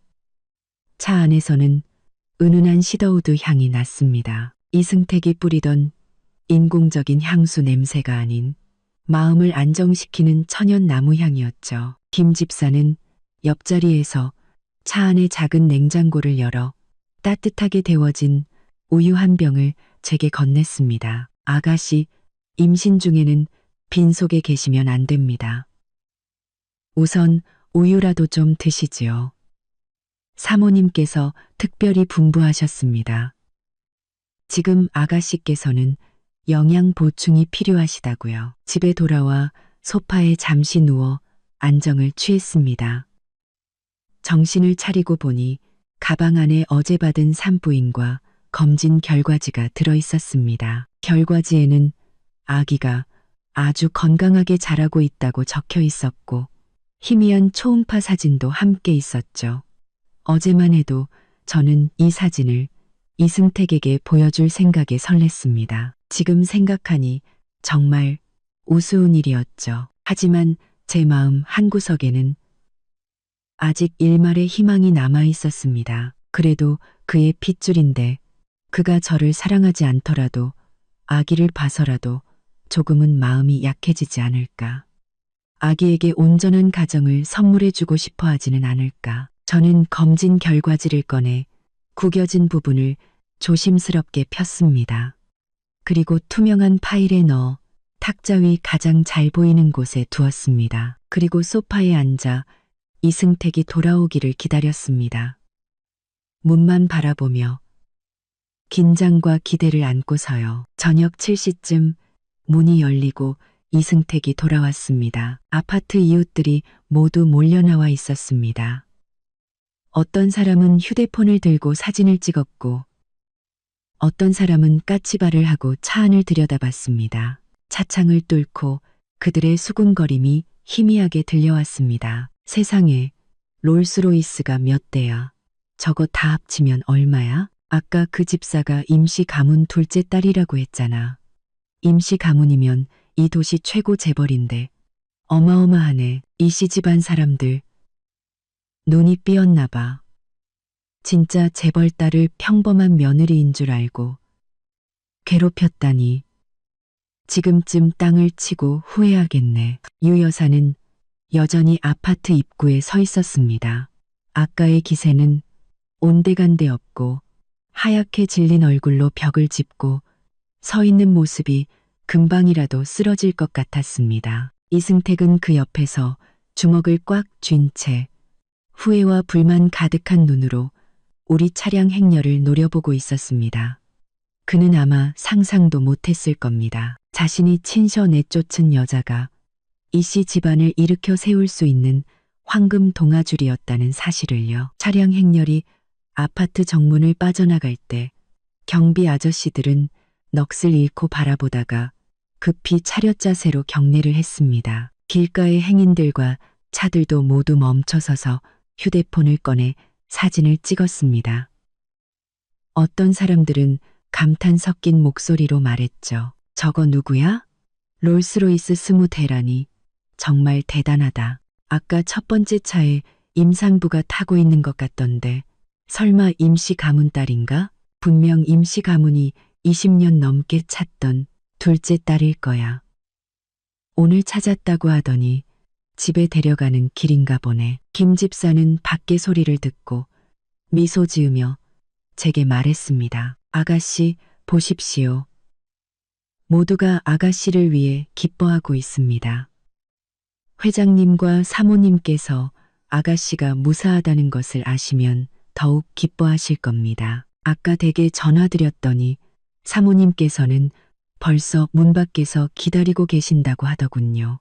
회장님께서도 중요한 회의를 미루고 아가씨를 기다리고 계십니다. 저희 부모님께서 정말 저를 기다리고 계신다고요? 저는 조금 긴장되어 우유병을 쥔 손에 힘을 주었습니다. 그들이 제 친부모라는 것을 알았지만 20여 년 만의 만남이라 어색할까봐, 제가 그들의 삶에 녹아들지 못할까봐 두려웠습니다. 물론입니다. 아가씨, 김 집사는 저를 자애로운 눈빛으로 바라봤습니다. 회장님과 사모님께서는 지난 세월 매일 아가씨를 그리워하셨습니다. 사모님께서는 아가씨의 어린 시절 방을 그대로 보존해 두셨습니다. 장난감, 옷까지 모두 그 시절 그대로입니다. 아가씨께서 돌아오시는 날 다시 쓰실 수 있도록 말입니다. 그 말에 다시 코끝이 찡해졌습니다. 눈물이 눈가에 맺혔죠. 나는 아무도 사랑하지 않는 아이가 아니었다.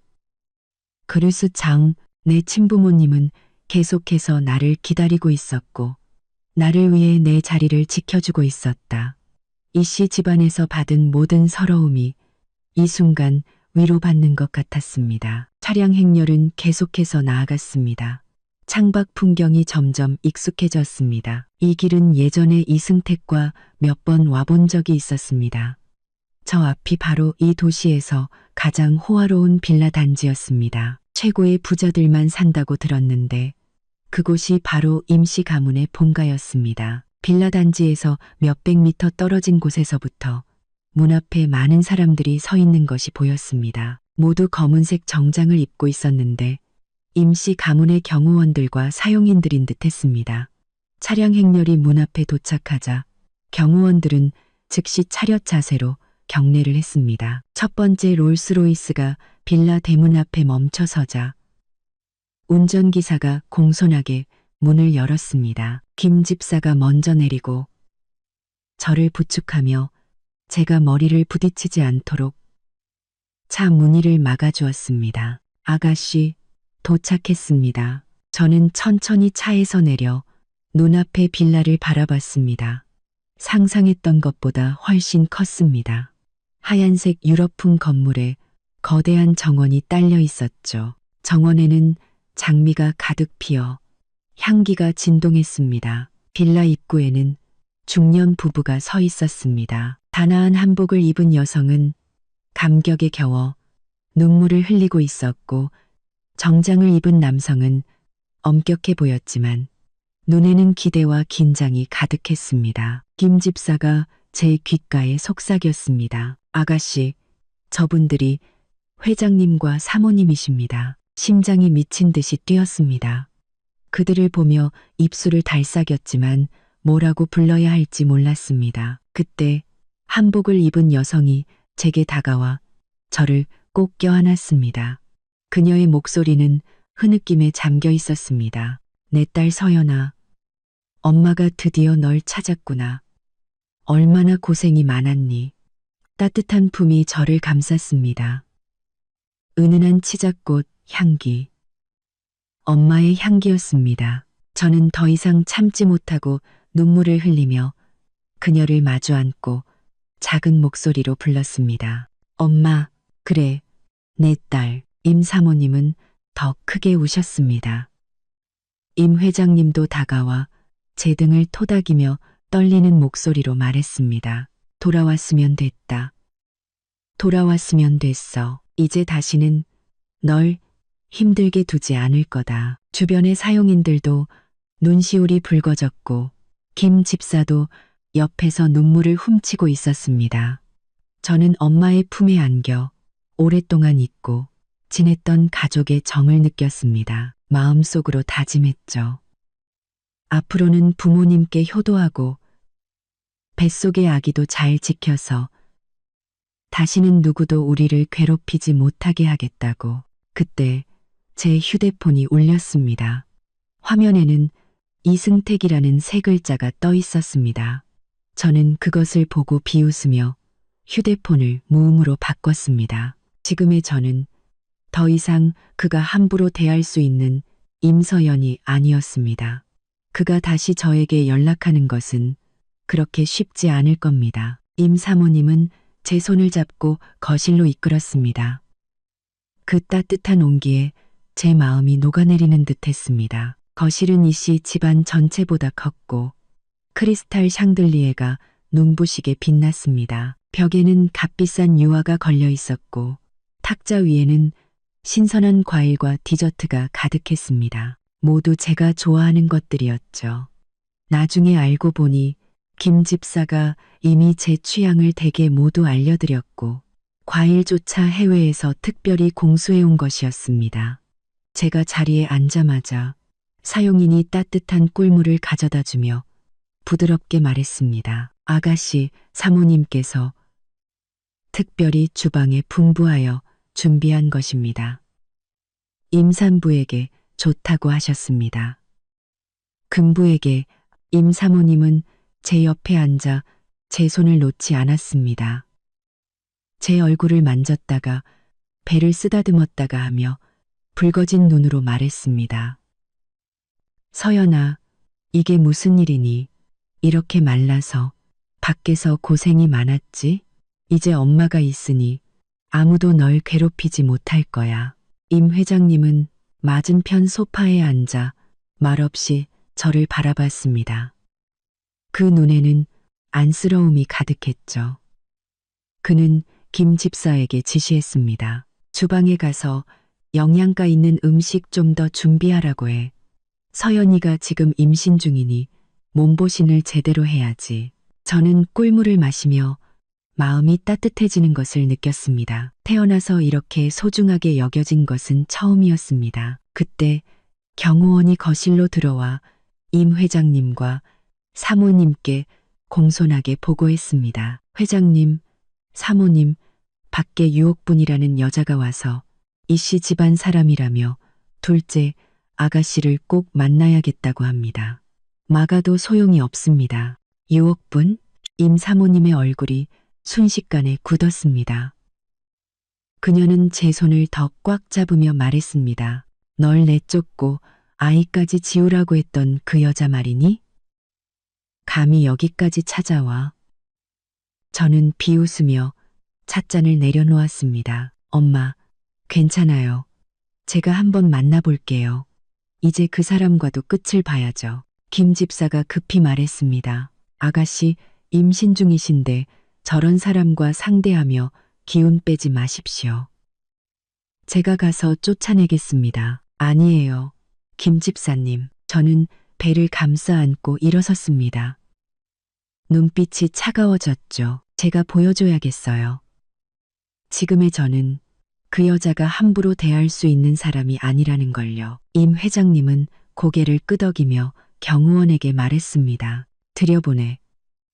단, 옆에서 잘 지켜보고 서연이 근처에는 얼씬도 못하게 해. 이분도 채되지 않아. 유 여사가 경호원에게 이끌려 들어왔습니다. 구겨진 옷에 헝클어진 머리. 어제의 그 기세등등하던 모습은 온데간데 없었죠. 거실에 들어선 그녀는 눈앞의 화려함에 압도당해 크리스탈 샹들리에와 유화를 넋놓고 바라봤습니다. 곧 정신을 차린 그녀는 억지 미소를 지으며 제게 다가오려다 경호원에게 가로막혔습니다. 유 여사는 그 자리에 멈춰서서 더욱 가식적인 미소를 지으며 말했습니다. 서연아, 아니, 임아가씨, 내가 사과하러 왔어. 어제는 내가 잘못했어. 너한테 화내고 널 내쫓으면 안 됐는데 네가 넓은 아량으로 한 번만 용서해 주라. 저는 소파에 앉아 꿀물을 한 모금 마시고 느긋하게 말했습니다. 유옥분 여사님, 저를 이씨 집안의 재수 없는 여자라고 하지 않으셨어요? 제 뱃속의 아이를 잡종이라고도 하셨고요. 그런데 오늘은 왜 사과하러 오셨을까요? 유 여사의 얼굴이 빨개졌습니다. 그녀는 손을 비비며 아첨하는 목소리로 말했습니다. 아이고, 임아가씨, 그건 다 내가 헛소리한 거야. 이놈의 입이 방정이지. 마음에 담아두지 마. 당신은 임씨 가문의 귀한 둘째 아가씨인데 어떻게 재수 없는 여자일 수가 있겠어. 당신 뱃속의 아이도 귀한 손주님이지.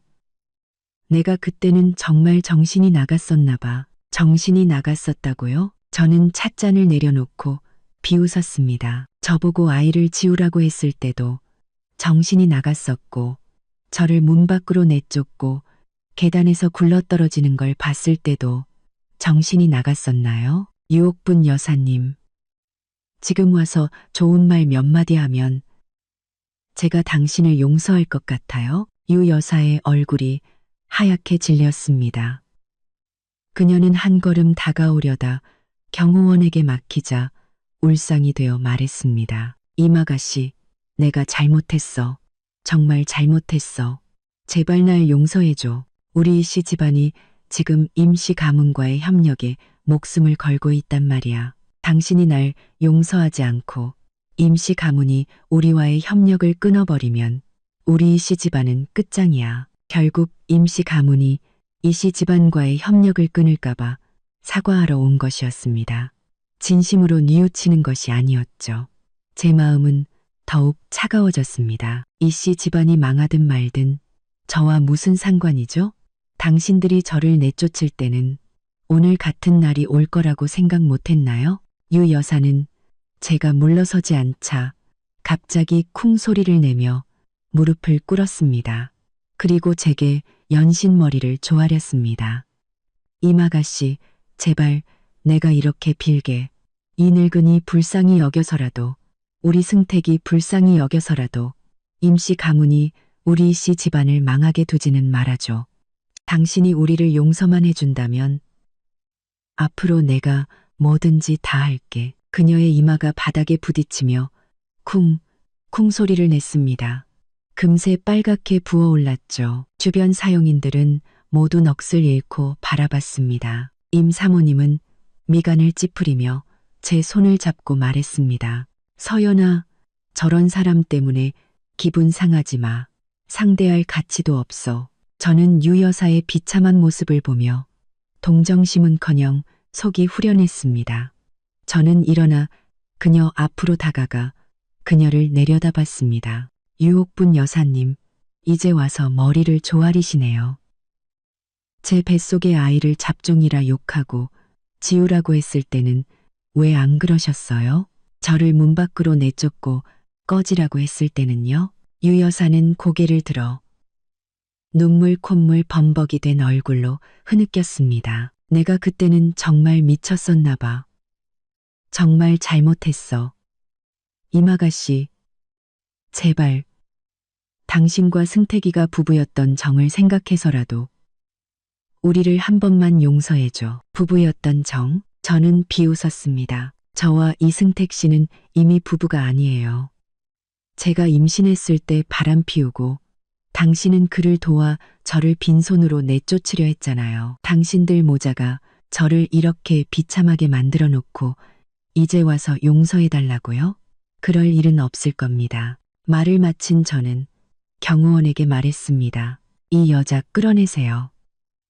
그리고 다시는 임씨 가문 대문에 발도 못 붙이게 하세요. 다시 한번 찾아와서 저를 괴롭히면 바로 경찰에 신고하고요. 경호원들이 즉시 다가와 유 여사를 끌고 나갔습니다. 유 여사는 발버둥치며 제게 소리쳤습니다. 임서연, 너 나한테 이럴 수 없어. 우리 이씨 집안이 망하면 승택이가 널 가만두지 않을 거야. 저는 그녀가 끌려나가는 모습을 보며 아무런 감정도 느끼지 않았습니다. 그들을 용서하라고? 그들은 저와 제 뱃속의 아이를 용서할 생각조차 없었는데 임 사모님이 다가와 제 등을 부드럽게 토닥이며 위로했습니다. 서연아, 저런 사람 때문에 화내지 마. 몸 상하면 너만 손해야.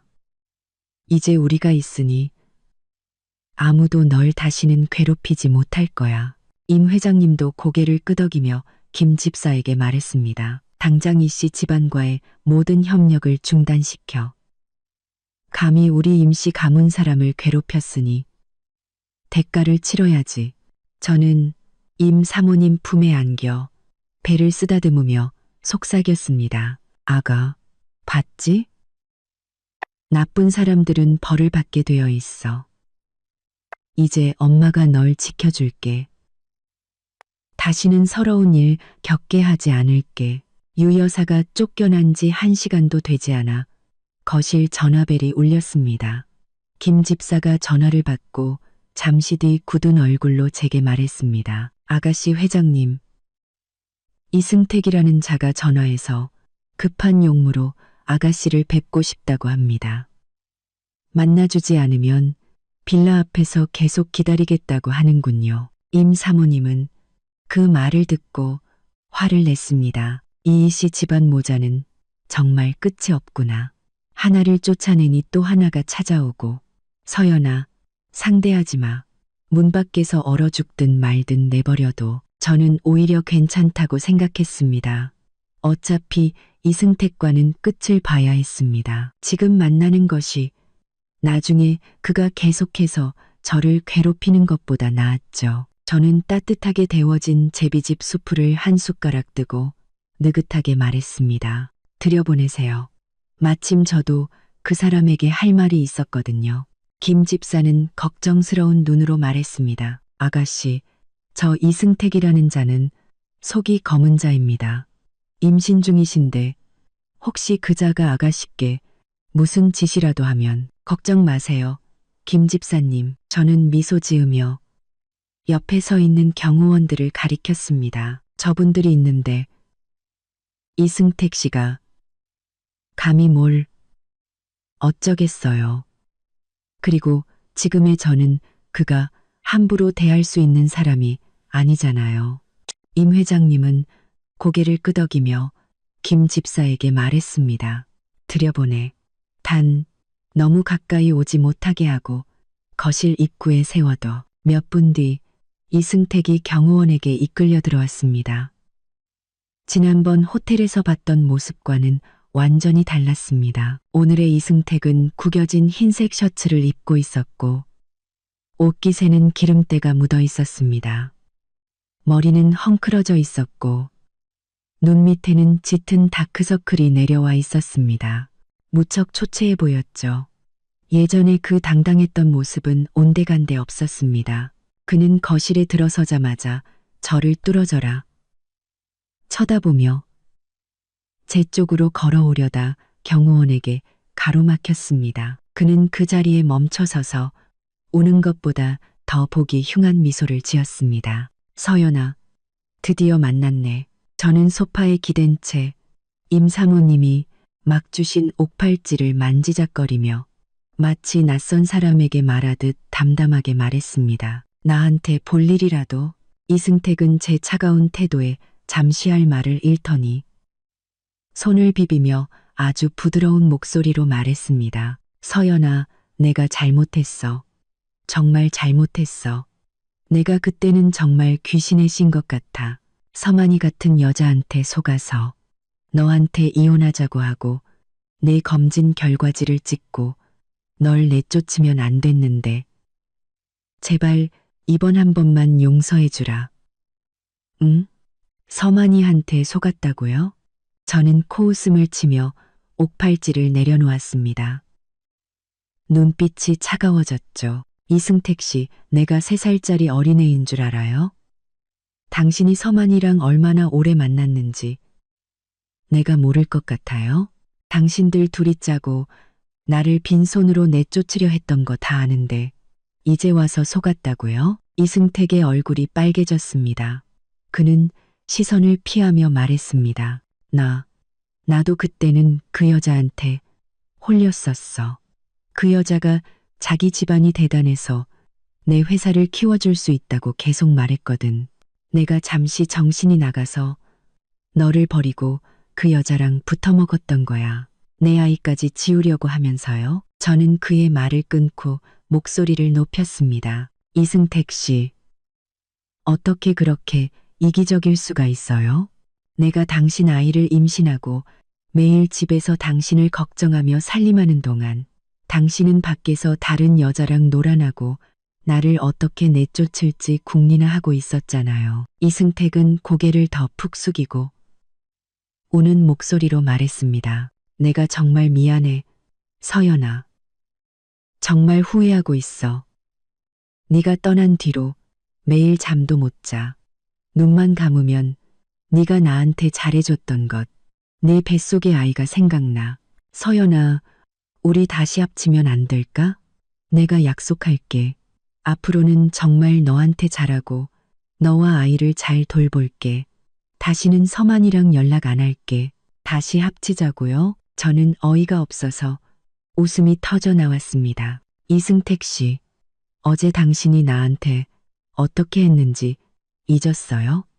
당신은 내 손을 밟고 내 뱃속의 아이를 원하지 않는다고 했어요. 당신 어머니는 나를 내쫓고 내 아이를 잡종이라고 했고요. 그런데 이제 와서 다시 합치자고요? 그게 가능할 것 같아요? 이승택은 다급해져서 제게 달려오려다 경호원에게 제지당했습니다. 그는 제게 소리쳤습니다. 서연아, 나도 그때는 어쩔 수 없었어. 엄마는 계속 너랑 이혼하라고 하고 서만이는 옆에서 계속 부추기고 남 탓하지 마세요. 저는 그를 차갑게 쳐다봤습니다. 당신이 주관이 없고 당신이 나와 이 아이를 사랑하지 않았기 때문에 다른 사람 말에 휘둘린 거예요. 이승택 씨, 당신은 내가 아직도 이씨 집안에서 굳은 일 다하고 당신 말에 무조건 순종하던 임서연인 줄 알아요? 내가 말했죠. 난 이제 아니라고. 저는 저를 가리키며 자랑스럽게 말했습니다. 나는 임씨 가문의 둘째 딸. 임서연이에요. 나를 아껴주는 부모님이 있고 나를 지켜주는 가족이 있어요. 나는 다시는 당신 눈치 보며 살 필요도 없고 당신처럼 이기적인 남자와 다시 합칠 생각도 없어요. 이승택의 얼굴이 하얗게 질렸습니다. 그는 저를 보며 절망적인 눈빛으로 말했습니다. 서연아, 정말 그렇게 매정하게 굴 거야? 우리 그래도 부부였고 아이도 있잖아. 다시 한 번만 기회를 주면 안 될까? 부부였다고요? 저는 일어나 천천히 그에게 다가갔습니다. 경호원들이 저를 막으려 했지만 제가 손짓으로 제지했죠. 저는 그의 눈을 똑바로 쳐다보며 한 글자 한 글자 힘주어 말했습니다. 이승택 씨, 우리 부부의 연을 끊은 건 당신이에요. 이 아이를 먼저 버린 것도 당신이고요. 이제 와서 되돌리려고요? 너무 늦었어요. 그리고 내 뱃속의 아이는 앞으로 당신과 아무런 상관없을 겁니다. 이 아이는 내 성을 따라 임씨가 될 거고 임씨 가문의 귀한 아이가 될 겁니다. 당신 네이 씨 집안에서 함부로 버릴 수 있는 아이가 아니란 말입니다. 이승택은 입술을 달싹였지만 아무 말도 하지 못했습니다. 그는 후회와 불만 가득한 눈으로 저를 쳐다봤지만 더 이상 저를 되돌릴 수 없다는 것을 아는 듯했습니다. 저는 다시 소파로 돌아가 경호원에게 말했습니다. 이 사람 끌어내세요. 그리고 다시는 임씨 가문 대문에 발도 못 붙이게 하세요. 경호원들이 즉시 이승택을 끌고 나갔습니다. 이승택은 발버둥 치며 제게 소리쳤습니다. 서연아, 나 포기 안 해. 반드시 내 용서를 받고 말 거야. 저는 돌아보지 않았습니다. 그저 임 사모님 품에 안겨 그녀의 따뜻한 온기를 느낄 뿐이었습니다. 임 사모님은 제 등을 부드럽게 토닥이며 위로했습니다. 괜찮다. 서연아, 저런 놈이랑 말 섞지 마. 이제 다시는 널 괴롭히지 못할 거야. 이승택이 쫓겨난 다음 날 오후 저는 거실의 안락의자에 누워 햇볕을 쬐고 있었습니다. 임 사모님은 옆에서 귤을 까주시며 육아책을 읽어주셨죠. 아기의 태명에 대해 이야기하면서요. 따뜻한 햇살 아래 뱃속의 아기가 저를 가볍게 찼습니다. 이씨 집안에서는 한 번도 느껴보지 못했던 평온함이었습니다. 하지만 그 평온함은 오래가지 않았습니다. 경호원이 굳은 얼굴로 들어와 보고했습니다. 아가씨, 밖에 서만이라는 여자가 와서 꼭 아가씨를 만나야겠다고 합니다. 만나주지 않으면 빌라 앞에서 소란을 피워서 아가씨가 권력을 남용해 사람을 괴롭히는 모습을 모두에게 보여주겠다고 합니다. 서만이, 저는 귤을 먹다 멈추고 비웃었습니다. 올 것이 왔구나. 이승택이 다녀간 지 하루 만에 찾아오다니 이씨 집안이 망했다는 소식을 듣고 저를 괴롭히러 왔거나 아니면 다른 살기를 찾으러 온 것이겠지. 임 사모님은 그 말을 듣고 화를 냈습니다. 어디서 별의별 것들이 다 우리 임씨 집안에 와서. 행패야. 서연아, 상대하지 마. 경호원 시켜서 당장 끌어내라고 해. 그럴 필요 없어요. 저는 이 기회에 서만이 와도 끝을 맺고 싶었습니다. 나중에 또 귀찮게 구는 것보다 나았죠. 엄마, 괜찮아요. 들여보내세요. 무슨 말을 하는지 한번 들어보죠. 하지만 저 여자가 너한테 손이라도 대면 어떡하니? 너 지금 임신 중인데. 걱정 마세요. 엄마, 저는 경호원들을 가리키며 말했습니다. 저분들이 있는데 서만이가 저한테 손댈 수 있겠어요? 그리고 지금의 저는 그 여자가 함부로 대할 수 있는 사람이 아니잖아요. 임 사모님은 잠시 생각하더니 경호원에게 말했습니다. 들여보내. 단, 똑바로 감시하고 서연이한테서 한 발짝도 떼지 마. 3분도 채 되지 않아 서만이가 경호원에게 이끌려 들어왔습니다. 몸에 꽉 끼는 빨간색 원피스에 짙은 화장, 화려한 웨이브 머리, 겉보기에는 화려했지만 눈빛의 불안함은 감추지 못했습니다.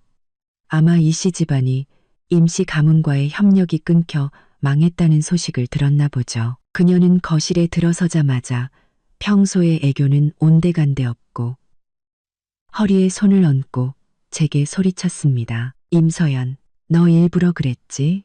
일부러 임씨 가문시켜서 이씨 집안 협력 끊고 승택 씨 죽이려고 한 거지? 저는 안락의자에 기댄 채 일어날 생각도 하지 않고 느긋하게 차를 한 모금 마시고 말했습니다. 서만이 씨, 말하기 전에 생각부터 좀 해요. 임씨 가문과 이씨 집안의 협력은 비즈니스 관계예요. 지금 협력이 끊긴 건 이씨 집안의 능력이 부족해서지 나랑은 아무 상관없어요. 너랑 상관이 없다고? 서만이는 한 걸음 다가오려다 경호원에게 맡기자 저를 손가락으로 가리키며 소리쳤습니다. 네가 임씨 가문 딸이라고 잘난 척하지 마. 네가 아니었으면 난 벌써 승택 씨랑 결혼했고 이씨 집안도 이렇게 되지 않았을 거야. 넌 정말 재수없는 여자야. 가는 곳마다 재앙을 몰고 다니잖아. 재수없는 여자라고요? 저는 웃으며 찻잔을 내려놓았습니다. 눈빛이 차가워졌죠. 서만이 씨, 당신이 할 말은 아닌 것 같은데요. 당신은 나와 이승택 씨의 결혼 생활에 끼어들었고 내가 임신했을 때 그와 놀아났어요. 심지어 그를 도와 나를 빈손으로 내쫓으려고까지 했잖아요. 이제 와서 이씨 집안이 망하니까 나를 탓해요? 당신 눈이 삐어서 능력도 없고 양심도 없는 남자를 고른 건 생각 안 하고요. 서만이의 얼굴이 빨갛게 달아올랐습니다. 그녀는 이를 악물고 반박했습니다. 나와 승택 씨는 진심으로 사랑하는 사이야. 네가 이씨 집안에서 버티고 있지만 않았어도 우리는 벌써 행복했을 거라고. 넌 지금 내가 승택 씨의 사랑을 받는 걸 질투하는 거야. 진심으로 사랑한다고? 저는 비웃으며 옆에 있던 휴대폰을 들어 지난번 호텔에서 녹음했던 파일을 재생했습니다. 임서연이 빈손으로 쫓겨나면 내가 이씨 집안의 안주인이 되는 거네. 그럼 이씨 집안 돈은 다 내 거잖아? 저는 휴대폰 소리를 키웠고 서만이의 목소리가 거실에 울려 퍼졌습니다. 그녀의 얼굴에서 핏기가 사라졌습니다. 네가 어떻게 그 녹음 파일을 일부러 그런 거지? 내가 일부러 그랬는지는 중요하지 않아요. 중요한 건 모두가 당신이 이승택 씨와 만난 것이 진심으로 사랑해서가 아니라 이씨 집안의 돈 때문이라는 걸 알게 됐다는 거죠. 저는 휴대폰을 내려놓고 비웃었습니다. 이제 이씨 집안이 망해서 당신이 얻을 게 없어지니까 나를 찾아와서 행패를 부려요? 서만이 씨, 당신 정말 한심하네요. 서만이는 눈물을 터뜨리며 발을 동동 굴렀습니다. 난 몰라. 다 내 탓이야. 네가 아니었으면 승택 씨는 분명 이씨 집안을 살릴 방법을 찾았을 거라고. 당장 임씨 가문시켜서 이씨 집안과의 협력을 다시 시작하게 해. 그렇지 않으면 나도 너 가만 안 둬. 나를 가만 안 둔다고요? 저는 배를 감싸 안고 천천히 그녀 앞으로 다가갔습니다. 경호원들이 저를 막으려 했지만 제가 손짓으로 제지했죠. 저는 그녀를 차가운 눈으로 쳐다봤습니다. 서만이 씨, 경고하는데 주제넘게 굴지 마세요. 임씨 가문의 일에 당신이 이래라 저래라 할 자격 없어요. 내 일은 더더욱 그렇고요. 다시 한번 임씨 집안에 와서 소란을 피우거나 나를 괴롭히면 내가 당신 이 도시에서 발도 못 붙이게 만들어줄게요. 일자리도 못 구하게 만들고 당신이 남의 가정을 파탄낸 상간녀라는 걸 모두에게 알려줄 테니까. 서만이는 제 기세에 눌려 한 걸음 뒤로 물러섰습니다. 눈물만 흘릴 뿐 더 이상 소리치지 못했죠. 저는 경호원에게 말했습니다. 이 여자 끌어내세요. 다시는 임씨 가문 빌라 근처에 얼씬도 못하게 하고 또 찾아오면 바로 경찰에 신고해서 업무방해로 고소하세요. 경호원들이 즉시 서만이를 끌고 나갔습니다. 서만이는 발버둥 치며 제게 소리쳤습니다. 임서연, 두고 봐. 내가 널 가만두지 않을 거야. 저는 그녀를 무시하고 다시 안락의자로 돌아왔습니다. 임 사모님이 다가와 저를 안치고 걱정스럽게 말했습니다. 저런 사람 때문에 화내서 몸 상하면 너만 손해야. 다시는 들여보내지 마. 우리 집만 더러워지지. 서만이가 쫓겨난 지 1시간도 되지 않아 김 집사가 서류 뭉치를 들고 거실로 들어왔습니다. 회장님, 아가씨, 이것은 이씨 회사와 저희 임씨 가문의 모든 협력 프로젝트 목록입니다. 원자재 공급부터 생산 라인 협력, 판매 채널 연계까지 총 17개 항목으로 이씨 회사 총 매출의 60% 이상을 차지합니다. 임 회장님은 목록을 받아 훑어보고는 탁자 위에 내려놓았습니다. 그리고 저를 보며 말했죠. 서연아, 네가 결정해라. 이 협력들을 어떻게 할지. 전부 중단할까? 아니면 몇 개는 남겨서 그들에게 여지를 줄까? 저는 목록을 집어들고 그 위의 항목들을 손가락으로 훑었습니다. 이 프로젝트들은 예전에 이승택이 제게 자랑했던 것들이었습니다. 이 협력들 덕분에 이씨 회사를 키웠고 앞으로 저를 행복하게 해주겠다고 했었죠. 지금 생각하니 정말 어이가 없었습니다. 그가 말한 행복이 저를 배신하고 속이는 것을 기반으로 한 것이었다니. 저는 목록을 다시 탁자 위에 내려놓고 차분하지만 단호하게 말했습니다. 전부 중단해 주세요. 단 하나의 여지도 남기지 말고요. 저희 임씨 가문과의 직접적인 협력뿐만 아니라 저희와 거래하는 모든 협력사들에게도 통보해서 이씨 회사와의 거래를 중단하도록 해주세요. 이씨 회사의 자금줄을 완전히 끊어서 다시는 일어설 수 없게 만들고 싶어요. 김 집사는 잠시 놀랐지만 이내 고개를 끄덕였습니다. 알겠습니다. 아가씨, 즉시 처리하겠습니다. 하지만 이렇게 되면 이씨 회사는 일주일도 버티지 못하고 자금난에 시달리다 파산 신청을 하게 될 겁니다. 그들이 자초한 일이죠. 저는 배를 쓰다듬으며 차갑게 말했습니다. 그들이 저를 빈손으로 내쫓고 아이를 지우라고 했을 때 제게 여지를 주던가요? 이제 그들의 회사가 망하는 건 그들이 뿌린 씨앗을 거두는 것뿐이에요. 임 사모님은 제 손을 잡으며 동의했습니다. 서연이 말이 맞다. 저런 양심 없는 집안은 쓴맛을 좀 봐야지. 그들이 너한테 어떻게 했는지 몇 배로 갚아줘야 해. 임 회장님도 고개를 끄덕이며 김 집사에게 말했습니다. 서연이 말대로 처리해. 최대한 빨리. 이씨 회사가 대응할 시간도 주지 마. 그리고 재무팀에 확인해서 이씨 회사가 우리에게 갚아야 할 돈이 있는지 알아보고 있다면 즉시 받아내. 단 하루도 미루지 말고. 알겠습니다. 회장님. 즉시 처리하겠습니다. 김 집사는 목록을 들고 빠르게 밖으로 나갔습니다. 30분도 채 되지 않아 제 휴대폰이 울렸습니다. 화면에는 이승택이라는 세 글자가 떠 있었죠. 저는 비웃으며 전화를 받았습니다. 일부러 목소리를 차갑게 깔았죠. 여보세요. 전화기 너머에서 이승택의 다급한 목소리가 들려왔습니다. 울음 섞인 목소리였죠. 서연아, 당신네 임씨 가문에서 우리 회사에 원자재 공급 중단하라고 시킨 거 맞지?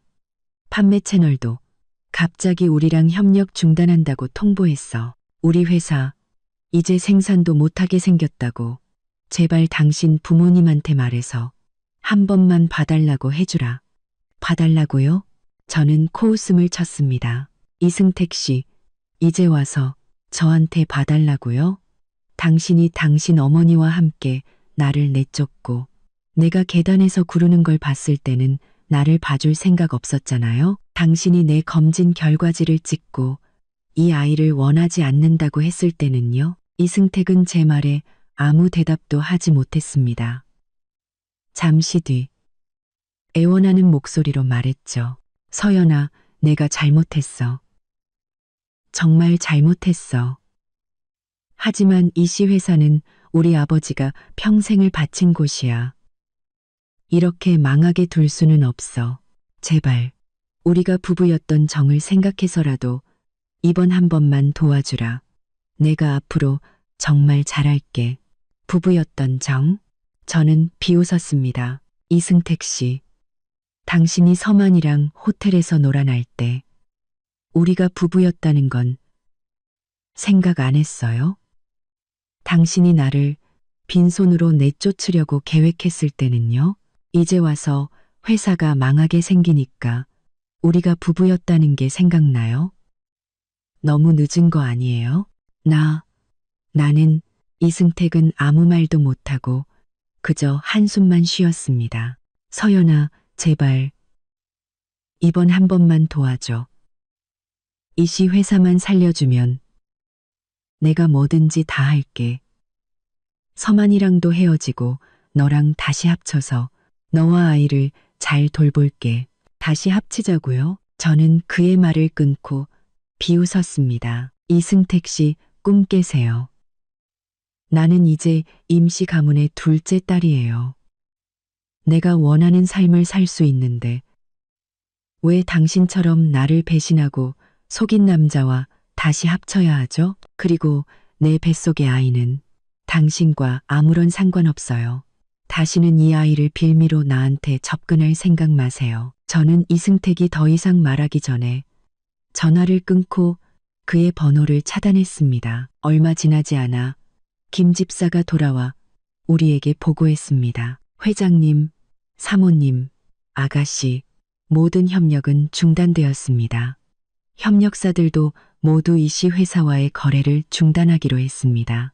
재무팀 보고에 따르면 이 씨 회사가 저희에게 갚아야 할 대금이 50억 원이나 된다고 합니다. 저희 직원이 지금 독촉하러 갔는데 이승택은 사무실에 숨어서 전화도 받지 않는다고 합니다. 잘했어. 임 회장님은 고개를 끄덕이며 저를 흐뭇하게 바라봤습니다. 서연아, 앞으로 임시 가문 경영에도 네가 많이 참여해야겠다.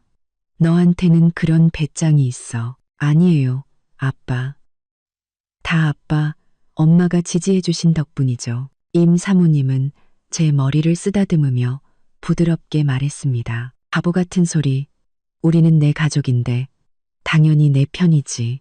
앞으로 네가 뭘 하든 아빠 엄마는 항상 내 곁에 있을 거야. 이 씨 회사의 자금줄이 끊긴 지 닷새째 되던 날. 아침 경제 뉴스에서 이 씨 그룹이 자금난으로 최종 부도 처리되어 파산 신청을 했다는 소식이 나왔습니다. 저는 아침 식사를 하며 그 뉴스를 봤습니다. TV 화면 속 이승택은 구겨진 정장을 입고 채권자들과 밀린 임금을 요구하는 직원들에게 둘러싸여 있었습니다. 헝클어진 머리에 피곤하고 겁에 질린 얼굴. 예전에 그 당당했던 모습은 온데간데 없었죠. 임 사모님은 TV를 보며 혀를 찼습니다. 꼴 좋다. 진작에 망했어야지. 저런 양심 없는 회사는 오래 못 가. 임 회장님은 신문을 내려놓고 제 접시에 계란을 올려주며 말했습니다. 저런 것들 신경 쓰지 말고 아침이나 먹어. 오늘 산부인과 검진 가야 하니 기분 좋게 있어야지. 저는 고개를 끄덕이고 TV에서 시선을 거두었습니다. 마음속에 아무런 동요도 없었습니다. 이승택이 저렇게 된 것은 모두 그가 자초한 일이었습니다.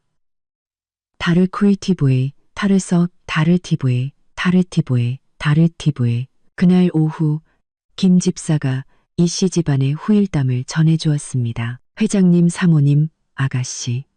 아까 이 씨 회사 앞을 지나가는데 아주 난리가 났더군요. 채권자들은 문을 막고 돈을 요구하고 직원들은 피켓을 들고 시위하고 이승택은 사무실에 숨어서 나오지도 못하고요. 경찰이 와서야 겨우 진정됐습니다. 숨고 싶겠지. 서연이한테 그 짓을 할 때는 오늘 같은 날이 올 줄 몰랐을 테니 더 재미있는 일도 있었습니다. 서만이도 이씨 회사에 찾아왔더군요. 이승택에게 약속했던 명품 가방과 보석을 달라고 했다가 두 사람이 사람들 앞에서 머리채를 잡고 싸웠다고 합니다. 싸웠다고요? 서만이는 이승택이 자기를 속였다고 소리치고 이승택은 서만이 때문에 자기가 망했다고 소리치고 결국 서만이가 이승택 뺨을 때리고 다시는 보지 말자며 울면서 뛰쳐나갔다고 합니다. 저는 그 말을 듣고 웃음이 터져 나왔습니다. 손에는 여행 가방 손잡이를 하얗게 질릴 정도로 꽉 쥐고 있었죠. 내가 재벌 임씨 가문의 둘째 딸이라고? 드라마에서나 보던 잃어버린 재벌가 딸 이야기가 정말 내게 일어난 걸까? 하지만 제가 어떻게 당신 말씀을 믿을 수 있죠? 저는 여전히 믿기지 않았습니다. 방금 전 이승택과 유 여사에게 그토록 처참하게 당했는데 갑자기 나타난 집사가 저를 재벌가 딸이라고 하니 누구라도 의심할 수밖에 없었습니다. 혹시 사람을 잘못 보신 건 아니고요? 김 집사는 주머니에서 벨벳 상자를 꺼내 열어 제게 보여주었습니다. 상자 안에는 제 목걸이의 나머지 반쪽이 들어 있었습니다. 디자인은 제 것과 똑같았고 두 조각을 합치니 완벽한 별과 달 모양이 되었습니다. 심지어 두 조각의 연결 부분에는 작은 임, 림, 자가 새겨져 있었습니다. 보십시오, 아가씨. 이것이 목걸이의 나머지 반쪽입니다. 당신이 함부로 모욕할 수 있는 분이 아니란 말입니다. 임씨 가문. 어느 임씨 가문? 유 여사는 비웃었습니다. 당신, 임서연이 돈 주고 고용한 사람이지? 임씨 가문. 둘째 아가씨는 무슨 사기꾼이겠지. 무례하군요. 김 집사의 목소리가 높아지자 주변의 소음이 순간 멎었습니다. 우리 임씨 가문은 이 도시에서 수십 년간 뿌리 내려온 기업입니다. 부동산, 금융, 기술 분야에 걸쳐 당신네와는 비교도 할 수 없는 규모를 가지고 있습니다. 그런데 감히 우리 아가씨를 사기꾼이라 모욕하다니요. 제가 지금 당장 당신네 씨 집안이 이 도시에서 발도 못 붙이게 만들 수 있다는 것을 모르십니까? 유 여사의 얼굴색이 순식간에 변했습니다. 그녀는 진짜 재벌을 본 적은 없었지만 그녀는 임씨 가문이라는 이름은 들어본 적이 있었습니다. 이 도시 최고의 재벌가, 이씨 집안과는 비교도 안 될 정도로 강력한 가문이었죠. 그녀는 이승택의 팔을 붙잡고 떨리는 목소리로 물었습니다. 아가, 봤지? 나쁜 사람들은 벌을 받게 되어 있어. 우리는 이제 좋은 일만 생각하자. 석 달 뒤 저는 건강한 아들을 순산했습니다. 임씨 집안은 축제 분위기였죠. 임 회장님은 아기에게 임시안, 림시안이라는 이름을 지어주셨습니다. 평생 평안하고 행복하게 살라는 뜻이었죠. 김 집사는 롤스로이스 20대를 동원해 시내를 한 바퀴 돌며 임씨 가문에 작은 도련님이 태어났다는 것을 모두에게 알렸습니다. 이씨 집안 소식은 더 이상 듣지 못했습니다. 나중에 김 집사에게 듣기로는 이승택은 노숙자가 되었고 서만이는 사기죄로 감옥에 갔으며 유옥부는 요양원에서 비참하게 살고 있다고 했습니다. 저는 그 말을 듣고 아무런 감정도 느끼지 않았습니다. 그들의 결말은 그들이 선택한 것이었으니까요. 지금의 저는 임씨 집안에서 사랑받으며 건강하고 사랑스러운 아들과 함께 행복하게 살고 있습니다. 저는 더 이상 이씨 집안에서 서러움 받던 임서연이 아닙니다. 저는 임씨 가문의 둘째 딸, 모두에게 사랑받는 행복한 여자입니다. 오늘 이야기는 여기까지입니다. 영상이 마음에 드셨다면 좋아요와 구독 부탁드립니다. 다음 영상에서 다시 뵙겠습니다.